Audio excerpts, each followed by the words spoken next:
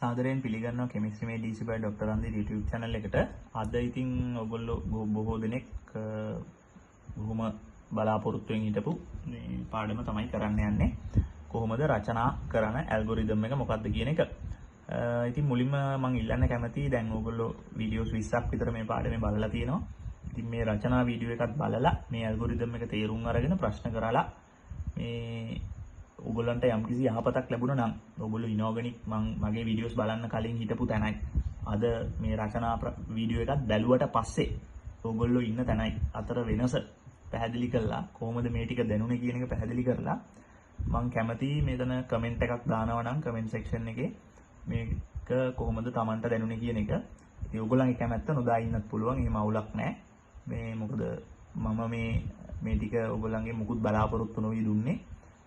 ඉතින් අද මම බලාපොරොත්තු වෙනවා කමෙන්ට් එකක් දාලා ඔයගොල්ලන්ට වෙච්ච යහපත මේ මොකද්ද කොයි වගේද කියලා කියයි කියලා. නොකියුවා කියලා අවුලක් නැහැ. මේ මට සතුටු වෙන්න තියෙන දේ ඒක. මොකද කාට හරි යහපතක් වුණාද කියලා කියන්නේ කලින් හිටපු තත්ත්වෙත් එක්ක අද කොතනද ඉන්නේ කියන එක දැනගන්න මම ආසයි. ඉතින් කැමති කෙනෙක්ට කමෙන්ට් එකක් දාන්න පුළුවන් රචනා වීඩියෝ එකත් බැලුවට පස්සේ. එතකොට ඊළඟට කියන්න ඕනේ දැන් ඕගනික් පාඩම අපි දවසින් දවස පාඩමේ අලුත් දේවල් නිර්මාණය වෙවි අපි පාඩම ගොඩ දැම්මේ. මේකෙදි එහෙම පොඩි අභිරහස් ගතියක් තියෙනවා. මොකක්ද අභිරහස් ගතිය? MCQ ටික කරගන්න පුළුවන් රචනාවක් කරන්න අදහසක් එන්නේ නැහැ මේ ක්‍රමයට. ප්‍රතික්‍රියා කටපාඩම් නොකර මතක තියාගන්න පුළුවන් මේ ක්‍රමයට MCQ ටික ගොඩ දාන්න පුළුවන්. හැබැයි රචනා ටික ගොඩ දාන්න බෑ. ඒ නිසා ගොඩ දෙනෙක් මම දැකලා තියෙනවා කමෙන්ට්ස් උත් නෙමෙයි තැන් වල දැකලා තියෙනවා මේ ක්‍රමයට ගිහලා රචනා ගොඩ දාන්න බෑ කියලා. ඉතින් මේක උගන්වන්නේ මමනේ දන්නේ. එතකොට මේකෙන් රචනා ගොඩ දාන්න පුළුවන්ද බැරිද කියලා. ඉතින් ෆිල්ම් එක පෙන්වන්නේ මම. සමහර ෆිල්ම් තියෙනවා මේ ෆිල්ම් එකේ මුල ඉඳන් අගට යනකම්ම කතාවේ බලන්න දේවල් තියෙනවා. කතාව තේරෙනවා. මගේ ඕගනික් කියන්නේ ඒ වගේ එකක්. කතාවේ හැම තැනදීම බලන දේ තේරෙනවා. හැබැයි ඉනෝගනික් එක ඒ වගේ නෙමෙයි. එක වීඩියෝස් දාලා එක ඒවා උගන්වනවා. කොයි වෙලේ මොකටද ඕන වෙන්නේ කියලා දන්නේ නැහැ. ඒ නිසා මේ ඉනෝගනික් ෆිල්ම් එක සමහර ෆිල්ම් තියෙනවනේ අන්තිමට තේරෙන. මුලින් ඉඳන් බැලුවට මුකුත් තේරෙන්නේ නැහැ. ඔක්කොම අන්තිම මොහොතේ තමයි තේරෙන්නේ. ඉතින් මේ ඉනෝගනික් ෆිල්ම් එකත් ඒ වගේ එකක් තමයි. රචනාවක් කරන්න ඇල්ගොරිතම් එක අන්තිම මොහොතේ තමයි මම කියලා දෙන්නේ. මොකද ඒක කරන්න නම් ඔයා ඊට වඩා බේසික් දේවල් දැනගෙන ඉන්න ඕනේ. ඉතින් වීඩියෝස් 18ක් 20ක් පුරාවට මම ඒ ටික තමයි කියලා දුන්නේ. ඉතින් ගොඩක් කට්ටිය ඉන්නවා මේ වීඩියෝ එක බලන්න අනිවාර්යෙන් ගොඩක් පිරිසක් ඉන්නවා. ඒක මම දන්නවා. දැන් දීගොනුව වගේ වීඩියෝස් ඕන තරම් බලලා තියෙනවා. හැබැයි ඊට වඩා ඒ වගේම වැදගත්කම් තියෙන තව වීඩියෝස් තියෙනවා. ඒවා බලන්නේ නැහැ. දන්නවා කියලා හිතනවා ඇති. දන්නවා නම් කිසිම ගැටලුවක් නැහැ. මට හිතෙනවා ඉතින් එහෙම නැතුව ඇති කියලා. මොකද දැන් අද මේ කතා කරන්න යන දේවල් වලට මම අන්තිමට කරපු වීඩියෝස් 4 මාර වැදගත්. ඉතින් ඒවා ගොඩ දෙනෙක් බලපු පාටක් පේන්නේ නැහැ. කාණ්ඩ විශ්ලේෂණය එහෙම දැන් මම පැය විනාඩි 40ක් උගන්වලා තියෙනවා. ඕගොල්ලෝ බොහෝ දෙනෙක් දන්න කාණ්ඩ විශ්ලේෂණය තනි කොලයයි මේ එක බැලුවහම ඔක්කොම පුළුවන් කියලා තමයි හිතන්නේ. ඒකට ඉතින් විද්‍යාවක් නම් දන්නේ නැහැ. මේ අවිද්‍යාත්මක කාණ්ඩ විශ්ලේෂණයක් නම් තනි කොලේ ඉගෙන ගන්න පුළුවන්. ඉතින් පැහැදිලි කිරීම කරන්න කිව්වම ඉතින් ඒක කරගන්න නම් බැරි වෙයි. අවිද්‍යාත්මකව නම් වැඩේ කොට දාන්න පුළුවන්. ඉතින් අවශ්‍ය නම් බලන්න ගිහිල්ලා අමාරුවේ වැටුනොත් ඇත්තටම මම මේ මෙච්චර මහන්සි වෙලා උගන්වපු එකෙන් ඇති තේරුමකුත් නැහැ. අනිවාර්යෙන් අමාරුවේ වැටෙයි. අන්තිම වීඩියෝ 4-5 නොබලා නම් මේක බලන්නේ. හරි කමක් නැහැ. මේ එතකොට පටන් ගන්නවා පාඩම. ඉනෝගනික් වල හඳුනා ගැනීමේ පරීක්ෂා ඇනායන කැටායන කියලා දෙකකට බෙදෙනවා. එතකොට ඒවට පාස් පේපර්ස් වල, ඒ කියන්නේ පාස් පේපර් එකේ ලෙවල් පේපර් එකේ පරීක්ෂණේ නිරීක්ෂණේ පේපර් එකේ තියෙනවා. අපිට තියෙන නිගමනයට එළවෙන්න විතරයි. පරීක්ෂණ කරන්නත් නැහැ අපිට නිරීක්ෂණ කරන්නත් නැහැ. දෙකම ඒගොල්ලෝ දීලා තියෙනවා. එතකොට ඉනෝගනික් වල ප්‍රධාන නිරීක්ෂණ 3ක් දෙනවා. මොනවද? අවක්ෂේප, ද්‍රාවණ, වායු. හැබැයි මතක තියාගන්න අවක්ෂේපයක් හැදුනොත් කිසියම් ප්‍රතික්‍රියාවක ඒ අවක්ෂේපයේ වර්ණවත් හෝ සුදු. එක්ක පාටක් තියෙනවා නිල් කොළ රෝස මොකක් හරි එක්ක සුදු පාටයි. කළු ඒවත් වර්ණවත් ගොඩට දාගන්න සුදු ඒවා තමයි වෙනම තියෙන්නේ. ඊපස්සේ ද්‍රාවණ ගත්තොත් වර්ණවත් ද්‍රාවණ තියෙනවා අවර්ණ ද්‍රාවණ තියෙනවා. කළු ද්‍රාවණ නැහැ සුදු ද්‍රාවණ නැහැ තියෙන්නේ වර්ණවත් ඒවායි අවර්ණවත් ඒවායි. එතකොට අවක්ෂේපයක් ලැබෙන ගමන් වර්ණවත් හෝ සුදු අවක්ෂේපයක් ලැබෙන ගමන් කවදාවත් වර්ණවත් ද්‍රාවණයකුත් ලැබෙන්නේ නැහැ. ද්‍රාවණේ අවර්ණ වෙන ගමන් තමයි අවක්ෂේපයක් ලැබෙන්නේ. ඒ කියන්නේ අවක්ෂේපය කියන නිරීක්ෂණයත් එක්ක ඔයාලට ලැබෙන්නේ හැම වෙලේම අවර්ණ ද්‍රාවණයක්. වර්ණවත් ද්‍රාවණයක් ලැබුණොත් අවක්ෂේපයක් ලැබෙන්නේ නැහැ. වර්ණවත් හෝ සුදු හෝ කිසිම අවක්ෂේපයක් ලැබෙන්නේ නැහැ. ඒ නිසා තේරුම් ඒකයි මෙන්න මේ හෝ කියන එක දාලා තියෙන්නේ. ඒක මාර වැදගත්. ඔය දෙකෙන්ම එකපාර ලැබෙන්නේ නැහැ. කාට හරි අහන්න පුළුවන් ද්‍රාවණය තුළනේ අවක්ෂේප තියෙන්නේ. එතකොට ද්‍රාවණයකුත් තියෙනවනේ අවක්ෂේපයක් තියෙනවනේ කියලා. මම කතා කරන්නේ ඒක ගැන නෙවෙයි. මම කියන්නේ ද්‍රාවණය අවර්ණ වුණොත් තමයි අවක්ෂේපයක් තියෙන්නේ. ද්‍රාවණය වර්ණවත් වුණොත් අවක්ෂේපයක් නැහැ. අවක්ෂේපයක් ලැබුණොත් ද්‍රාවණය වර්ණවත් නැහැ, ද්‍රාවණය අවර්ණයි. ඔන්න ඔය දෙක තමයි මට පැහැදිලි කරන්න ඕනේ. ඊට පස්සේ මෙතන ධන හෝරින වායු කියලා තියෙනවානේ. ඒ කියන්නේ අවක්ෂේපයක් ලැබුණොත් වායු ලැබෙන්න පුළුවන්. ද්‍රාවණ ලැබුණොත් වායු ලැබෙන්න පුළුවන්. හැබැයි අවක්ෂේපේ ද්‍රාවණය එකපාර ලැබෙන්නේ නැහැ. ඒක මම පැහැදිලි කරා. ඒක ධන හෝරින කියලා දාලා තියෙන්නේ අවක්ෂේප විතරක් ලැබෙන වෙලාවල් තියෙනවා. අවර්ණ ද්‍රාවණයයි අවක්ෂේපයයි. වායු නැහැ. ඊපස්සේ ද්‍රාවණ ලැබෙන වෙලාවල් තියෙනවා වර්ණවත් හෝ අවර්ණ වායු නැහැ. අවක්ෂේපයි වායුයි හම්බෙන වෙලාවල් තියෙනවා. ද්‍රාවණයි වායුයි හම්බෙන වෙලාවල් තියෙනවා. ඉතින් වායු හම්බෙන එක හැම වෙලෙම වෙන්නේ නැහැ. ඒක පැහැදිලිව තේරුම් ගත යුතුයි. ඒතර වායුවක් ලැබෙන්නේ ප්‍රතික්‍රියාවකින්. වායුව පිට වුණාම ඒ වායුව වර්ණවත් හෝ අවර්ණ විය හැකියි. මේ හැමතැනම ඔයගලන්ට පේනවා ඇති ඇස් වලට පේන දේවල් තමයි ඇස් දෙක තමයි අපේ නිරීක්ෂණ ඉන්ද්‍රිය. දැන් අපිට ඕන නම් නිරීක්ෂණ කරන්න පුළුවන්නේ නහයෙන්. හමිනුත් නිරීක්ෂණ කර හැකිනේ. හැබැයි ඉනෝගැනික් වල නහය, සම, දිව ඔය මොකක්වත් පාවිච්චි කරන්න බෑ. කන මුකුත් බෑ. ඇස් වලින් තමයි කරන්නේ. කලාතුරකින් නහය පාවිච්චි කරන්න දෙනවා වායු සඳහා. මොකද්ද? ගඳක් ඇති වායු, ගඳක් නැති වායු වගේ වචන දෙනවා. ගඳක් නැත්තම් නහයෙන් ඇති වැඩක් නැහැ. ගඳක් තියෙනවා නම් කුණු බිත්තර ගඳයි ඔය වගේ එක එක වචන පාවිච්චි කරලා කටුක ගන්ධයක් ඇති ඔය වගේ වචන දෙනවා. වායු වලට විතරයි ගඳ වැදගත්. ද්‍රාවණ හෝ අවක්ෂේප වලට ගඳෙන් වැඩක් නැහැ. ඒවට වර්ණය S2 පමණයි වැදගත්. වායුත් හැබැයි වර්ණවත් වුණොත් S2 වැදගත්. අවර්ණ වුණත් දුමක් දානවා වගේ පේනවනේ. එතකොට ඒත් S2 වැදගත්. හරි. ඉතින් ඔන්න ඔය කතන්දරේ තමයි බේසික් ටික හඳුනා ගැනීමේ පරීක්ෂාවල. ඊළඟට වැදගත් කරුණු කිහිපයක් කියන්නයි හදන්නේ. දැන් විභාගෙට හැම වෙලේම වගේ හඳුනා ගැනීමේ පරීක්ෂාවලට දෙන ලවණයක්. ඒක මම ප්‍රශ්නකින්ම පෙන්නන්නම්. ඕනම ප්‍රශ්නයක කියන්නේ මේ ප්‍රශ්නේ ගමු 2007 රචනාව. X මිශ්‍රණෙහි ලෝහමය මූලද්‍රව්‍ය දෙකක ලවණ පමණක් අඩංගු වේ. ඒ කියන්නේ ලවණ දෙකක් තියෙනවා. ලෝහ දෙකක් තියෙනවා. එහෙනම් ලෝහමය මූලද්‍රව්‍ය දෙකක ලවණ කිව්වහම පැහැදිලිව අපිට තේරෙනවා ලවණ තමයි දෙන්නේ කියලා. ඉතින් ඔය වගේ ඕනම රචනා ප්‍රශ්නයක් බැලුවොත් ලවණ තමයි තියෙන්නේ. කලාතුරකින් ලවණ නොවන පීගොණුමේ සංයෝග කියලා જાතියක් දෙනවා. ඒක ගැන අපි වෙනමම කතා කරමු. ලවණයක් කියන එක පැහැදිලිව ඒගොල්ලෝ කියනවා. ලවණයක් නොකිය කැටායන ඇත කියලා කියන්නත් පුළුවන්. එතකොට මාර වැදගත් ගොඩක් ළමයි කැටායනයක් කියලා හිතන් ඉන්නේ වැරදි දෙයක්. ඒක මම පැහැදිලි කරන්නම්. කැටායන කියන්නේ Fe කියන්නේ කැටායනයක් නෙවෙයි Fe ලෝහයක්. ගොඩක් අය මෙන්න මේ වැරද්ද කරනවා. Fe3+ කිව්වහම හිතන් ඉන්නේ ඒක ලෝහයක් කියලා. ඒක ලෝහයක් නෙවෙයි. Fe3+ කියන්නේ කැටායනයක්. ඕක මාර වැදගත්. ඊට පස්සේ ඇනායන ගත්තත් ගොඩක් අය හිතනවා Cl- කියන්නේ අලෝහයක් කියලා. ඒක අලෝහයක් නෙවෙයි. ඒක ඇනායනයක්. Cl ගේ අලෝහය මොකද්ද? Cl2 අලෝහය මූලද්‍රව්‍ය අවස්ථාව. අලෝහය කියන්නේ මූලද්‍රව්‍ය අවස්ථාවට. ඔක්සිකරණාංකේ ශුන්‍ය වෙච්ච අවස්ථාවට. ඔක්සිකරණාංකේ ඍණ හරි ධන හරි වුණොත් ඒක එක්ක කැටායනයක් එක්ක ඇනායනයක්. ඍණ වුණොත් ඇනායනයක්, ධන වුණොත් කැටායනයක්. ලෝහයක් ඉලෙක්ට්‍රෝන ඉවත් කරලා ධනායන හදලා කැටායන බවට පත් වෙනවා. අලෝහ ඉලෙක්ට්‍රෝන ලබාගෙන ඍණායන හදලා ඇනායන බවට පත් වෙනවා. ඔය කතන්දර හතර. මේ හතර වෙනස තේරුම් ගන්න ඕනේ. කැටායනයක් තියෙනවා කියන්නේ ඇනායනයක්ද ඇත? ඇත. ඇනායනයක් තියෙනවා කියන්නේ කැටායනයකුත් ඇත. කැටායනයක්ද ඇත? ඒ කියන්නේ Fe3+ තියෙන භාජනයක ඊට සමාන ඍණාරෝපණ තිබිය යුතුමයි. ඒක දීලා නැත්තේ ඒකේ ප්‍රශ්නෙට ඕන නැති නිසා.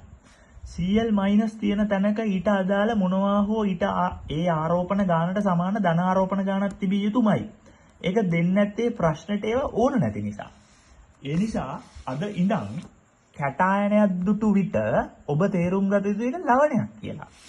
ඔයාට ඒක ලවණයක් කියලා තේරෙන්නේ නැත්තම් Fe3+ දැක්කහම ඒකේ ඍණායන නොදැක්කත් නොදී තිබුණත් ඔයා තේරුම් ගන්න ඕනේ ඒක කැටායනයක් වගේම කැටායනයක් තියෙනවා කියන ඇනායනයකුත් තියෙනවනේ. ඒ කියන්නේ ඒක ලවණයක්. Fe3+ කියන්නේ මොකද්ද? ලවණයක්. නැතුව Fe3+ කියන්නේ ලෝහයක් නෙවෙයි. Cl- කියන්නේ එතකොට ලවණයක්. මොකද ඒකත් එක ධනායනයක් තියෙන නිසා. ධන ආයනේ දීලා නැහැ. මොකද ප්‍රශ්නෙට ඒක අවශ්‍ය වෙන්නේ නැති නිසා. ඉතින් ඔන්න ඔය කතාව මාර වැදගත්. එහෙනම් කැට ආයනයක් දුටු විට ලවණයක් බව තේරුම් ගන්න ඕනේ. ඇන ආයනයක් දුටු විට ලවණයක් බව තේරුම් ගන්න ඕනේ. කැට ආයනයක් එක්ක ඇන ආයනයක් දීලා නැත්නම් ඒ දීලා නැත්තේ ප්‍රශ්නෙට ඇන ආයනේ අදාළ නැති නිසා මිසක් ඇන ආයනේ භාජනයේ නැති නිසා නෙවෙයි. ඔය කතාවමයි ඇන ආයනයටත් ඇන ආයනයක් දීලා තිබුණොත් ඒක ලවණයක් බව තේරුම් ගන්න ඕනේ. ඒකත් එක්ක කැට ආයනයක් දීලා නැත්තේ ප්‍රශ්නෙට කැට ආයනේ අවශ්‍ය වෙන්නේ නැති නිසා මිසක් ඇන ආයනේ තියෙන භාජනයේ කැට ආයනයක් නැති නිසා නෙවෙයි. ඔක මාර වැදගත් මේ 4 5 කාරණා දෙක. ඒ වගේම 2 3 කාරණා ගත්තොත් ලවණයේ කැට ආයනය හඳුනා ගැනීමට දීලා තියෙනවා නම් අපිට කැට ආයන හඳුනා ගැනීමේ පරීක්ෂා වැදගත්. ලවණයේ ඇන ආයනය විතරක් හඳුනා ගන්න දීලා තියෙනවා නම් අපිට ඇන ආයන හඳුනා ගැනීමේ පරීක්ෂා වැදගත්. හරි. ඊට පස්සේ අපි යමු ඊළඟ කාරණා දෙක. ලෝහ කියලා කියන්නේ එතකොට කැට ආයන නෙවෙයි කියන එක දැන් පැහැදිලි. Fe3+ කියන්නේ ලෝහයක් නෙවෙයි කැට ආයනයක්. Fe කියන්නේ කැට ආයනයක් නෙවෙයි ලෝහයක්. ඔන්න ඔය කතන්දර ටික පටල ගන්න එපා. අලෝහ කියන්නේ ඇන ආයන නෙවෙයි. ඇන ආයන කියන්නේ අලෝහ නෙවෙයි. ලෝහ කියන්නේ කැට ආයන නෙවෙයි. කැට ආයන කියන්නේ ලෝහ නෙවෙයි. ඔන්න ඔය කාරණා 4 නම් පටල ගන්න එපා. හරි. ඉතින් හඳුනා ගන්න දීලා තියෙන ලවණේ තියෙනවනේ. මොකක් හරි ලවණයක් දෙනවා දැන්. ඒකත් එක්ක ප්‍රතික්‍රියා කරන්න හඳුනා ගැනීමේ පරීක්ෂාවේදී යොදන්නේ අම්ලයක් හරි භස්මයක් හරි ලවණයක් හරි හෝ ජලය හරි. ඔය 4 තමයි යොදන්නේ. මම ඒක මෙතන ලියලා තියෙනවා. අපිට දෙන ලවණේ තියෙනවනේ හඳුනා ගන්න කියලා. ඒකට ඒගොල්ලෝ දාන්නේ ජලය හරි අම්ල හරි භස්ම හරි ලවණ හරි. කලාතුරකින් තමයි හඳුනා ගන්න තියෙන ලවණයකට ලවණයක් දාන්නේ. උඩ තුන තමයි කරන්නේ. ඒකත් මම 2007 රචනා ප්‍රශ්නේ අරගෙන පෙන්නන්නම්. මේ ප්‍රශ්නේ බලන්න. කැට ආයන දෙකක මිශ්‍රණයක් තියෙනවා. හරි ලෝහමය මූලද්‍රව්‍ය දෙකක ලවණ තියෙනවා. ඒ කියන්නේ කැට ආයන දෙකක් තියෙනවා. එතකොට මොකද්ද මුලින්ම කරලා තියෙන්නේ? X මිශ්‍රණය ජලයේ ද්‍රවණය කරන ලදී. ඒ කියන්නේ ලවණ දන ජලය. මෙන්න මේ ලවණ ජලයත් එක්ක තමයි කරන දෙයක් මේ කරලා තියෙන්නේ. ඊළඟ එක බලන්න. ඒ ලවණ වලට ජලයද HCl දාලා. ඒ කියන්නේ අම්ල. එහෙනම් ලවණ දන අම්ල. ඊළඟ H2S දාලා. ලවණ දන අම්ල. ඊළඟට තනුක නයිට්‍රික් දාලා. ලවණ දන අම්ල. අන්තිමේකට ඇමෝනියම් හයිඩ්‍රොක්සයිඩ් දාලා. ඒ කියන්නේ ලවණ දන භස්ම. ඔන්න ඔය කතාව තමයි තේරුම් ගන්න ඕනේ. ඒකයි මම කිව්වේ ලවණ ජලය, ලවණ අම්ල, ලවණ භස්ම. ඔය තුන තමයි දෙන්නේ. හතරවෙනි එක ලේසියෙන් දෙන්නේ නැහැ. ඒකට අද ඉගෙන ගන්න යන්නේ මේ මෙන්න මේ මුල් තුනට අදාළව ඇල්ගොරිතම් තුනක් තියෙනවා. සිතියම් තුනක්. ඔය සිතියම් තුන ඉගෙන ගත්තට පස්සේ ඔක්කොම ප්‍රශ්න ටික කොලේ උඩ තියෙනවා වගේ පේන්න පටන් ගනී. උත්තර ටික. ප්‍රශ්නයි උත්තරයි ඔක්කොම කොලේ උඩ තියෙනවා කියලා පේන්න පටන් ගනී. ලවණ දන ලවණ එක අපි වෙනම බලමු. මේ අද කතා කරන්නේ වැඩිපුරම අහන තුන ගැන. ඉතින් ওই ප්‍රතික්‍රියා හතරට කොහොම හරි අපි ඇල්ගොරිතම් හතරක් දැනගන්න ඕනේ. අද ඇල්ගොරිතම් තුනක් කතා කරනවා ලවණ දන ලවණ කලාතුරකින් අහන නිසා. හරි. මේට අමතරව කැට ආයන හඳුනා ගැනීමේදී ඉනෝගනික් වල විශේෂ ප්‍රතික්‍රියා 13න් පහත ප්‍රතික්‍රියා 7 දැනගන්න ඕනේ. හරි. දැන් මෙතනත් ඉතින් පොඩි ගැටලුවක් තියෙනවා. දැන් මම මේ කියන්න යනවා 9 10 11 කියලා කාරණා තුනක්. ওই කාරණා තුනට අදාළ වීඩියෝ තුනක් තියෙනවා. අන්තිමට දාපු වීඩියෝ තුන. ওই තුන බලලා නැති කෙනෙක්ට මේ වැඩේ කරන්න බෑ. ඒ වගේම මේ වීඩියෝස් තුනට කලින් දැම්ම කාණ්ඩ විශ්ලේෂණය ඒකටත් කලින් දැම්ම සංගත සංකීර්ණ සෑදීම බිඳහෙලීම මේ සහ ඒවයි වර්ණ කියලා. ඉතින් ඔය අන්තිම වීඩියෝස් පහ බලන්නේ නැතුව මේ සහ ඩීගොනුව සහ වර්ණ කියලා වීඩියෝස් ඔක්කොම 7ක්. ඔය අන්තිම වීඩියෝස් 7 බලන්නේ නැතුව ඇවිල්ලා මේක කරන්න ගියොත් එහෙම ඔයාට හිතා ගන්න බැරි අමාරු වල වැටෙන්න පුළුවන්. ඔයා එච්චර දක්ෂ නැත්තම් මේ වැඩේට දක්ෂයෙන් නම් දැනටම සෑහෙන දේවල් දන්නවනම් මට ගැටලුවක් නැහැ. ඒක මම හිතනවා අන්තිම වීඩියෝස් තුනවත් බැලුවොත් හොඳයි කියලා. මොකද කාණ්ඩ විශ්ලේෂණය එහෙම මම පැය විනාඩි 40ක් උගන්වලා තියෙනවා. ඒකට ගොඩක් අයට කාණ්ඩ විශ්ලේෂණය තනි කොලයක්නේ. එච්චර පොඩි කියලා තමයි හිතන් ඉන්නේ. උනාට ඒක ඇතුලේ තියෙන විද්‍යාව ඊට වඩා සෑහෙන ගැඹුරුයි. මේ ඉතින් බලලා ආවොත් හොඳයි. කොහොම හරි විශේෂ ප්‍රතික්‍රියා 13ක් මම විශේෂ ප්‍රතික්‍රියා වීඩියෝ එකේ කතා කරා. ඇයි මේ ප්‍රතික්‍රියා 13 විශේෂ කියන එකත් මම ඒකේ කියලා ඇති. ඒ 13න් 7ක් තියෙනවා අපි දැනගන්න ඕන රචනාවක් ගොඩ දාන්න ඕන නම්. ඉතින් ඒ නිසා මේ 7 තමයි ඒ තියෙන්නේ. මේ 7 ගැන ගැඹුරු පැහැදිලි කිරීම. ඒ කියන්නේ දැනගත යුතු සියල්ල නිරීක්ෂණ මේ ප්‍රතික්‍රියා රිඩොක්ස්ද නැත්නම් වෙනත් මොන හරි යාන්ත්‍රණයක්ද ඔය හැමදේම කතා කරලා තියෙනවා. ඒ නිසා කරුණාකරලා මේ 7 බලන්න තමන්ගේ යහපත පිණිස. ඊට 10 වෙනි එක. රත් කරාම වෙනස් වීම වලට ලක් වෙන අවක්ෂේප 4ක් ගැන කැට ආයන හඳුනා ගැනීම අවශ්‍ය වෙනවා. ඒතකොට ඒකත් වීඩියෝ එකක් කරලා තියෙනවා විනාඩි 10ක 20ක පොඩි එකක්. ඒක බලන්න. කල් තැබීමේදී වෙනස් වීම වලට ලක් වෙන අවක්ෂේප 4ක් 6ක් ගැන කතා කරලා තියෙනවා. ඒවත් කැටයන හඳුනා ගැනීම වැදගත් වෙන්න පුළුවන්. ඒ වීඩියෝ එකත් විනාඩි 10ක විතර වීඩියෝ එකක්. ඒකත් බලන්න. එතකොට ඔය වීඩියෝස් තුන අනිවාර්යෙන් බැලිය යුතුයි. මේ 9 10 11 තුනේ කතා කරලා තියෙන වීඩියෝස් තුන අනිවාර්යෙන් බැලිය යුතුයි. බලන්නේ නැතුව මේ කම්මැලිකමට මේක බලන්න ආවොත් සෑහෙන අමාරුවක වැටෙන්න ඉඩ තියෙනවා. මොකද මම ඒව ගැන ආයෙ පැහැදිලි කරන්නේ නැහැ. මම මේ තියෙන ප්‍රතික්‍රියාවට ආයෙ පැහැදිලි කරන්නේ නැහැ. ඒ වගේම මෙතන මේ අවක්ෂේප මොනවද කියලා ලියලත් නැහැ. ඒ නිසා ඒ ටික බලලා එන්න. හරි. ඊළඟට සාරාංශය. දැන් කැටායන හඳුනා ගැනීමට අදාළ ක්‍රමවේද තමයි මේ ලියලා තියෙන්නේ. ඒක හොඳට බලන්න. විභාගයට එතකොට ලවණයක් දෙනවා කිව්වනේ. ලවණයට දාන්නේ මොනවද? ජලය හරි අම්ල හරි භස්ම හරි. දැම්මහම අනිවාර්ය ඵලය ලෙස බොහෝ වෙලාවට අවක්ෂේපයක් තමයි ලැබෙන්නේ. බොහෝ වෙලාවට අවක්ෂේපයක් ලැබෙනවා. එතකොට ලැබෙන අවක්ෂේපය අපිට කියන්න බෑ දැන් කළු අවක්ෂේපයක් ලැබුණා එහෙනම් මේකයි කියලා ලේසියෙන් කියන්න බෑ. කළු පාට අවක්ෂේප ඕන තරම් තියෙනවා. නිල් අවක්ෂේපයක් ලැබුණා කියලා ටක් ගාලා අරකයි මේකයි කියන්න බෑ. නිල් අවක්ෂේප දෙකක් තුනක් හෝ තියෙනවා. ඒ නිසා තමයි මේ ලැබිච්ච අවක්ෂේපේ තව දුරටත් අපි පරීක්ෂාවට ලක් කළ යුතුයි. එහෙනම් සාමාන්‍යයෙන් කැටායනයක් හඳුනා ගැනීම පියවර දෙකක වැඩක්. එහෙනම් පළවෙනි පියවර තමයි කැටායනයේ අඩංගු මේ ලවණයට අම්ලයක් හෝ ජලය හෝ භස්මයක් යන තුනෙන් එකක් යොදන එක. එතකොට අවක්ෂේපයක් ලැබෙනවා. ඒ අවක්ෂේපය තව දුරටත් පරීක්ෂා කිරීමෙන් තමයි අපි දෙවනි පියවර අවසන් කරන්නේ. එතකොට අන්නේ දෙවනි පියවරට තමයි ලවණ විශේෂ ප්‍රතික්‍රියා 7 රත් කළ විට වෙනස් වන අවක්ෂේප, කල් තබන විට වෙනස් වන අවක්ෂේප හෝ පහන්සිලු පරීක්ෂාව කියන පරීක්ෂා 5 අවශ්‍ය වෙන්නේ. ඒ කියන්නේ ප්‍රථම පියවරට මේ පරීක්ෂා 5 අවශ්‍ය වෙන්නේ නැහැ. මේ පරීක්ෂා 5 අවශ්‍ය වෙන්නේ දෙක පියවරට. කැටායනයක් හඳුනා ගැනීමේ දෙවන පියවරට. කැටායනයක් හඳුනා ගැනීමේ පළමු පියවරට තමයි ඔයාට මේ තුන අවශ්‍ය වෙන්නේ. හරි. මම හිතනවා පැහැදිලි කියලා. ඒතකොට 1 හෝ 2 3 තමයි මුලින් කරන්නේ. එවිට බොහෝ විට ඔයාට අවක්ෂේපයක් ලැබෙනවා. 1 2 3 පියවරදී ලැබෙන අවක්ෂේපය තව දුරටත් බොහෝ විට 4 5 6 7 8 පියවරදී පරීක්ෂා කරන්න සිද්ධ වෙනවා. කලාතුරකින් එහෙම අවශ්‍ය වෙන්නේ නැති තනි පියවරෙන් ගොඩ යන වෙලාවලුත් තියෙනවා. සමහර වෙලාවට පියවර දෙක, ඒ කියන්නේ මේ 4 5 6 7 8 පියවර පහෙන් එකක් මේ ලැබුණු අවක්ෂේපයේ තියෙන කැටායනය තහවුරු කරගන්න අපට අවශ්‍ය වෙනවා. එතකොට තියෙන මූලික ගැටලුව තමයි මුලින් ලැබෙන අවක්ෂේපය මේ 4 5 6 7 8 අවස්ථාවලදී ප්‍රතික්‍රියා වෙන්නේ නැහැ ලේසියෙන්. ඒ අවක්ෂේපය අපි දිය කරගෙන ඊට පස්සේ තමයි 4 5 6 7 8 පියවරට ගෙනියන්න ඕනේ. එතකොට මේක දිය කර ගන්න තමයි අපි යොදන්නේ මොකද්ද? සුදුසු අම්ලයක් යොදා ඕක දිය කරගත යුතුයි. ඉතින් ඔන්න ඔය කතාව මාර වැදගත්. නැත්තම් මොකක්ද වෙන්නේ කියලා තේරෙන්නේ නැති වෙයි. ඉතින් මම අද රචනා ප්‍රශ්න 3ක්වත් සාකච්ඡා කරන්න බලාපොරොත්තු වෙනවා කියන එකට වෙනස්. එතකොට ඔය ටික පැහැදිලිව තේරුම් ගන්න පුළුවන් වෙනවා. හරි. දැන් ඉතින් අපි යනවා පුලා බලා සිටි ඇල්ගොරිතම් එකට. මුලින්ම කතා කරන්න හදන්නේ ලවණ ධන ජලය, ඊළඟට ලවණ ධන අම්ල, ඊට පස්සේ ලවණ ධන භස්ම. හරි. මෙහෙමයි වැඩේ. මෙතන ඕලන් පේනවා ඇති M ධන AN ඍණ ධන ජලය කියලා එකක් තියෙනවනේ. M ධන AN ඍණ කියන්නේ metal anion කියන එක. මොකද ලවණයක් හැදිලා තියෙන්නේ ලෝහයකිනුයි ඇනායනයකිනුයි. කලාතුරකින් තමයි ලෝහයක් නැතුව අලෝහයකින්ම කැටායන හැදෙන්නේ. ඒතර කැටායනය හැම වෙලේම ලෝහයක්, ඇනායනය හැම වෙලේම අලෝහයක්. කොහොම තමයි ලවණයක් හැදෙන්නේ. ඒකින්ද තමයි M+ AN- කියලා ලියලා තියෙන්නේ. ඒතර M+ කියන්නේ මොනවා වගේද? කැල්සියම්. මේ මොකද්ද? ක්ලෝරයිඩ්. එක්ක ෆෙරික් කාබනේට්, ෆෙරස් කාබනේට්, එක්ක කොපර් සල්ෆේට්.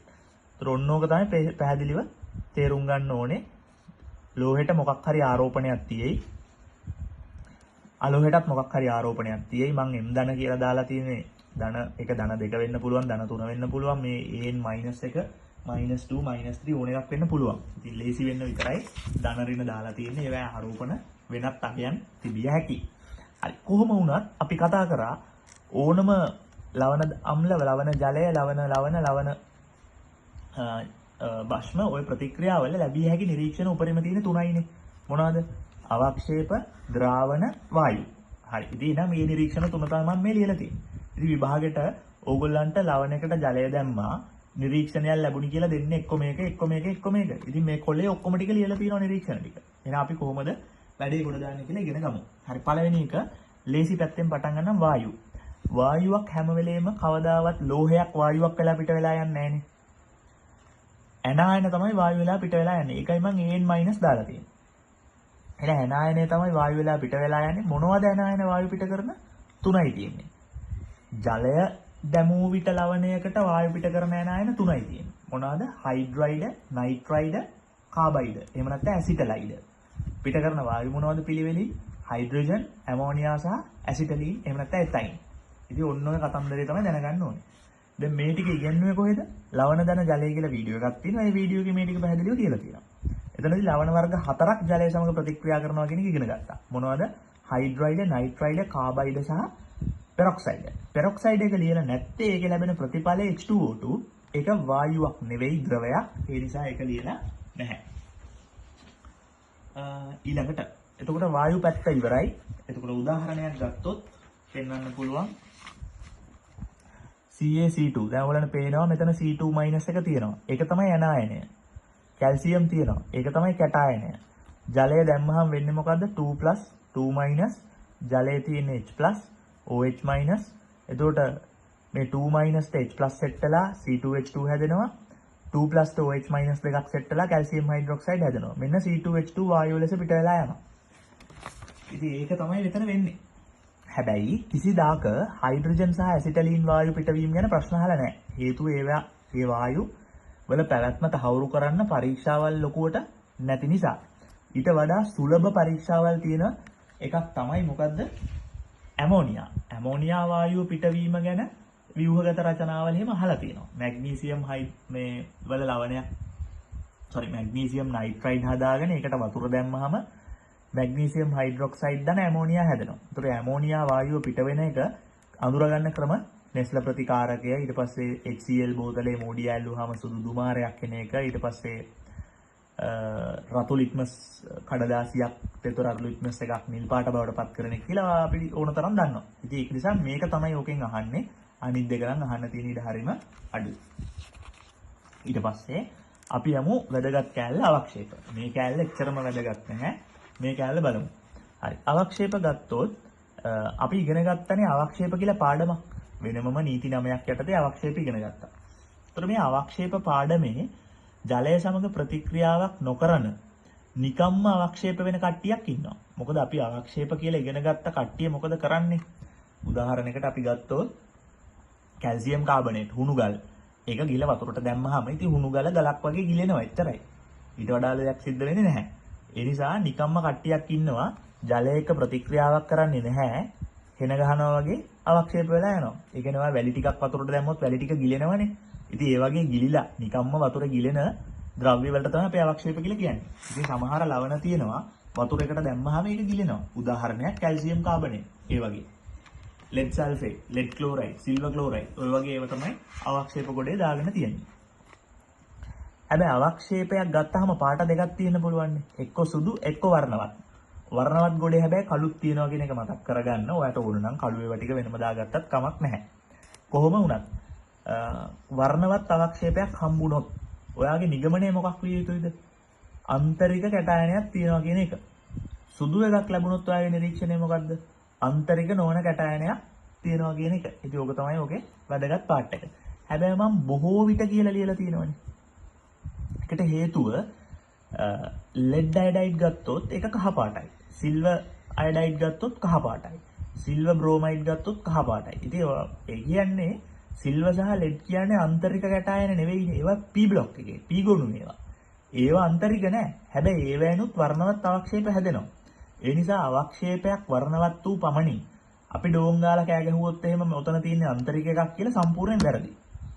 ඒ නිසා මාර වැදගත් ඒ කෑල්ල ඒකයි බොහෝ විට ආන්තරික කියලා දාලා තියෙන්නේ. ඉතින් ඒ නිසා මේ මෙතනදී හරියමං නිගමනයකට එළවෙන්න කාටවත් බෑ. ඒ නිසා තමයි මේ කෑල්ලෙන් ලොකුවට මේ ප්‍රශ්න ඇහෙන්නේ නැහැ. මෙන්න මේ කෑල්ලෙන් ඇති වෙන්න ප්‍රශ්න අහලා තියෙනවා. ඒකේ තියෙන්නේ මොකද්ද? අවක්ෂේප තියෙනවා ජලයක ප්‍රතික්‍රියා කරන. හරි. අපි බලමු කොහොමද වෙන්නේ කියලා. ප්‍රතික්‍රියා කරන අවක්ෂේප තමයි ඇන්ටිමනි ක්ලෝරයිඩ් සහ බිස්මත් ක්ලෝරයිඩ් කියන කට්ටිය ජලයක ප්‍රතික්‍රියා කරනවා. ප්‍රතික්‍රියා කරන්නේ කොහොමද? ඇන්ටිමනි ක්ලෝරයිඩ් SbCl3 ජලය එක්ක ප්‍රතික්‍රියා කරනවා සමතුලිතයක් හදලා මොනවද SbOCl ධන ජලය කියලා. ධන HCl කියලා. මේක අපි ඉගෙන ගත්තා පස්වන කාණ්ඩේ හේලයිඩ ජල විච්ඡේදනය කියලා ලවණ ධන ජලයේ වීඩියෝ එකක් කරා. මොකද ඉතින් ලවණ ධන ජලය නෙමෙයි. එහෙනම් SbCl3 ජලය එක්ක ප්‍රතික්‍රියාවෙන් ලැබෙන ඵලය SbOCl සුදු පාට අවක්ෂේපයක්. ඇන්ටිමනීට පල්ලෙහායින් ඉන්නවා බිස්මත් ක්ලෝරයිඩ් පස්වෙනි කාණ්ඩේ. එයාලත් ජලයත් එක්ක එයත් ප්‍රතික්‍රියා කරලා සමතුලිතයක් හදනවා BiOCl ධන HCl. මේවා තුලිත කරලා නැහැ. ඒකත් සුදු අවක්ෂේපයක්. අවක්ෂේප වෙනවා. ඉතින් ඒ නිසා තේරුම් ගන්න තියෙන්නේ මෙන්න මේ දෙන්න තමයි ජලය එක්ක ප්‍රතික්‍රියා කරලා අවක්ෂේපයක් ලබා දෙන කට්ටිය සුදු. හැබැයි තියෙන බරපතල ගැටලුව ප්‍රතික්‍රියාවක් කළාද සුදු අවක්ෂේප දෙන්නේ ප්‍රතික්‍රියාවක් නැතුවද සුදු අවක්ෂේප දෙන්නේ කියලා හොයන්න ක්‍රමයක් නැහැ. ඒ නිසා කිසියම් ප්‍රතික්‍රියාවක සුදු අවක්ෂේපයක්, ඒ කියන්නේ කිසියම් ලවණයක් ජලයට දැම්මහම සුදු පාට අවක්ෂේපයක් ලැබුණා කිව්වොත් එහෙම ඒක ඇත්තටම මේ දෙකද නැත්නම් වෙනත් සුදු කැල්සියම් කාබනේට් වගේ එකක්ද කියන එක අපිට හොයන්න බෑ. හැබැයි මේක කියලා පෙන්වන විදිහට ප්‍රශ්න අහන ක්‍රමයක් තියෙනවා. ඒක මම දැන් පෙන්වන්නයි හදන්නේ.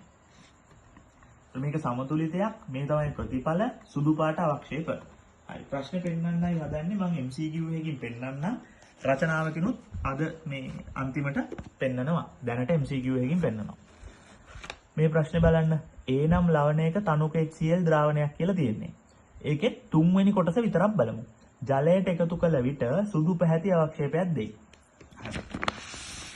කතන්දරේ මෙච්චරයි. A නම් ලවණය තමයි ඇන්ටිමනී වල කුමක් හෝ ඇනායනයක් තියෙනවා. ඒකේ තනුක HCl ද්‍රාවණයක් කිව්වොත් ඒකේ තියෙන්නේ SbCl3 ධන HAN කියලා එකක්. මේ ආයන දෙක මාරු කරාම ඔයාලට ප්‍රතිඵලය ලැබෙනවා. ඒත් SbCl3 තමයි තියෙන්නේ. ඔතන තියෙන්නේ බිස්මත් වල මොකක් හරි ඇනායනයක් නම් ඒකට ඔයා තනුක HCl දැම්මහම තිත්ත විස්ථාපනයක් වෙලා BiCl3 ධන HAN- හැදෙනවා. HAN හැදෙනවා. එතකොට මෙතන තියෙන්නේ A නම් ලවණයක තනුක HCl ද්‍රාවණයක්නේ. එහෙනම් A කියන ලවණය තමයි මේ තියෙන්නේ. මේක එක්කෝ A, මේක එක්කෝ A. දන්නේ නැහැ A මොකක්ද කියලා. ඒතකොට A දෙන්න HCl එක්ක ප්‍රතික්‍රියාවෙන් හදනවා මොනවද? ඒගොල්ලන්ගේ ක්ලෝරයිඩය. ඊට පස්සේ කියනවා ජලයට එකතු කළ විට සුදු අවක්ෂේපයක් දෙයි කියලා. අපි දන්නවා මෙයාව තමයි මේ ජලයට මේ එකතු කරන්නේ. මේ ජලය එකතු කරා මෙයාට. ඒක තමයි මේ ලියලා තියෙන්නේ. ඉතින් ඒතකොට සුදු අවක්ෂේපයක් දෙනවා. මෙතනත් එහෙමයි. මේකෙන් ලැබෙන ඵලය තමයි මේ තියෙන්නේ. ඒකට ජලය දානවා. එතකොට සුදු අවක්ෂේපයක් දෙනවා. ඉතින් ඔන්න ඕක තමයි මට පැහැදිලි කරන්න ඕන උනේ. එතකොට ප්‍රශ්නේ පැහැදිලිව අහන්නේ මේ විදිහට කිසියම් ලවණයක තනුක HCl ද්‍රාවණයක් ජලයට එකතු කළ විට සුදු අවක්ෂේපයක් දෙයි කිව්වොත් ඒක ඇන්ටිමනී හරි බිස්මත් හරි වෙන මොකක්වත් නෙවෙයි. ඒ නිසා මේ ප්‍රශ්න જાතියට ඔයා හුරු වෙලා නැත්තම් ඔයාට කවදාවත් මොලේ පාවිච්චි කරයි කියලා ඔකට උත්තරේ එන්නේ නැහැ. ඔක පැටර්න් එක, ওই පැටර්න් එක රෙකග්නයිස් කරගන්න, අඳුර ගන්න බැරි නම් වැඩේ කෙරෙන්නේ නැහැ. අමාරුවේ වැටෙනවා. දැන් තියෙන ගැටලුව හැබැයි ඇන්ටිමනී බිස්මත් උත්තර දෙකම දීලානේ. ඉතුරු උත්තර නම් වැරදි. මොකද මේ තුන්වෙනි සාධකයෙන් අපිට උත්තර ඉතුරු උනේ ඇන්ටිමනී බිස්මත් විතරයි. එතකොට H2S එක්ක තැඹිලි පැහැති අවක්ෂේපයක් දෙයි කිව්වොත් HCl තියෙද්දි H2S එක්ක තැඹිලි පැහැති අවක්ෂේපයක් කියන්නේ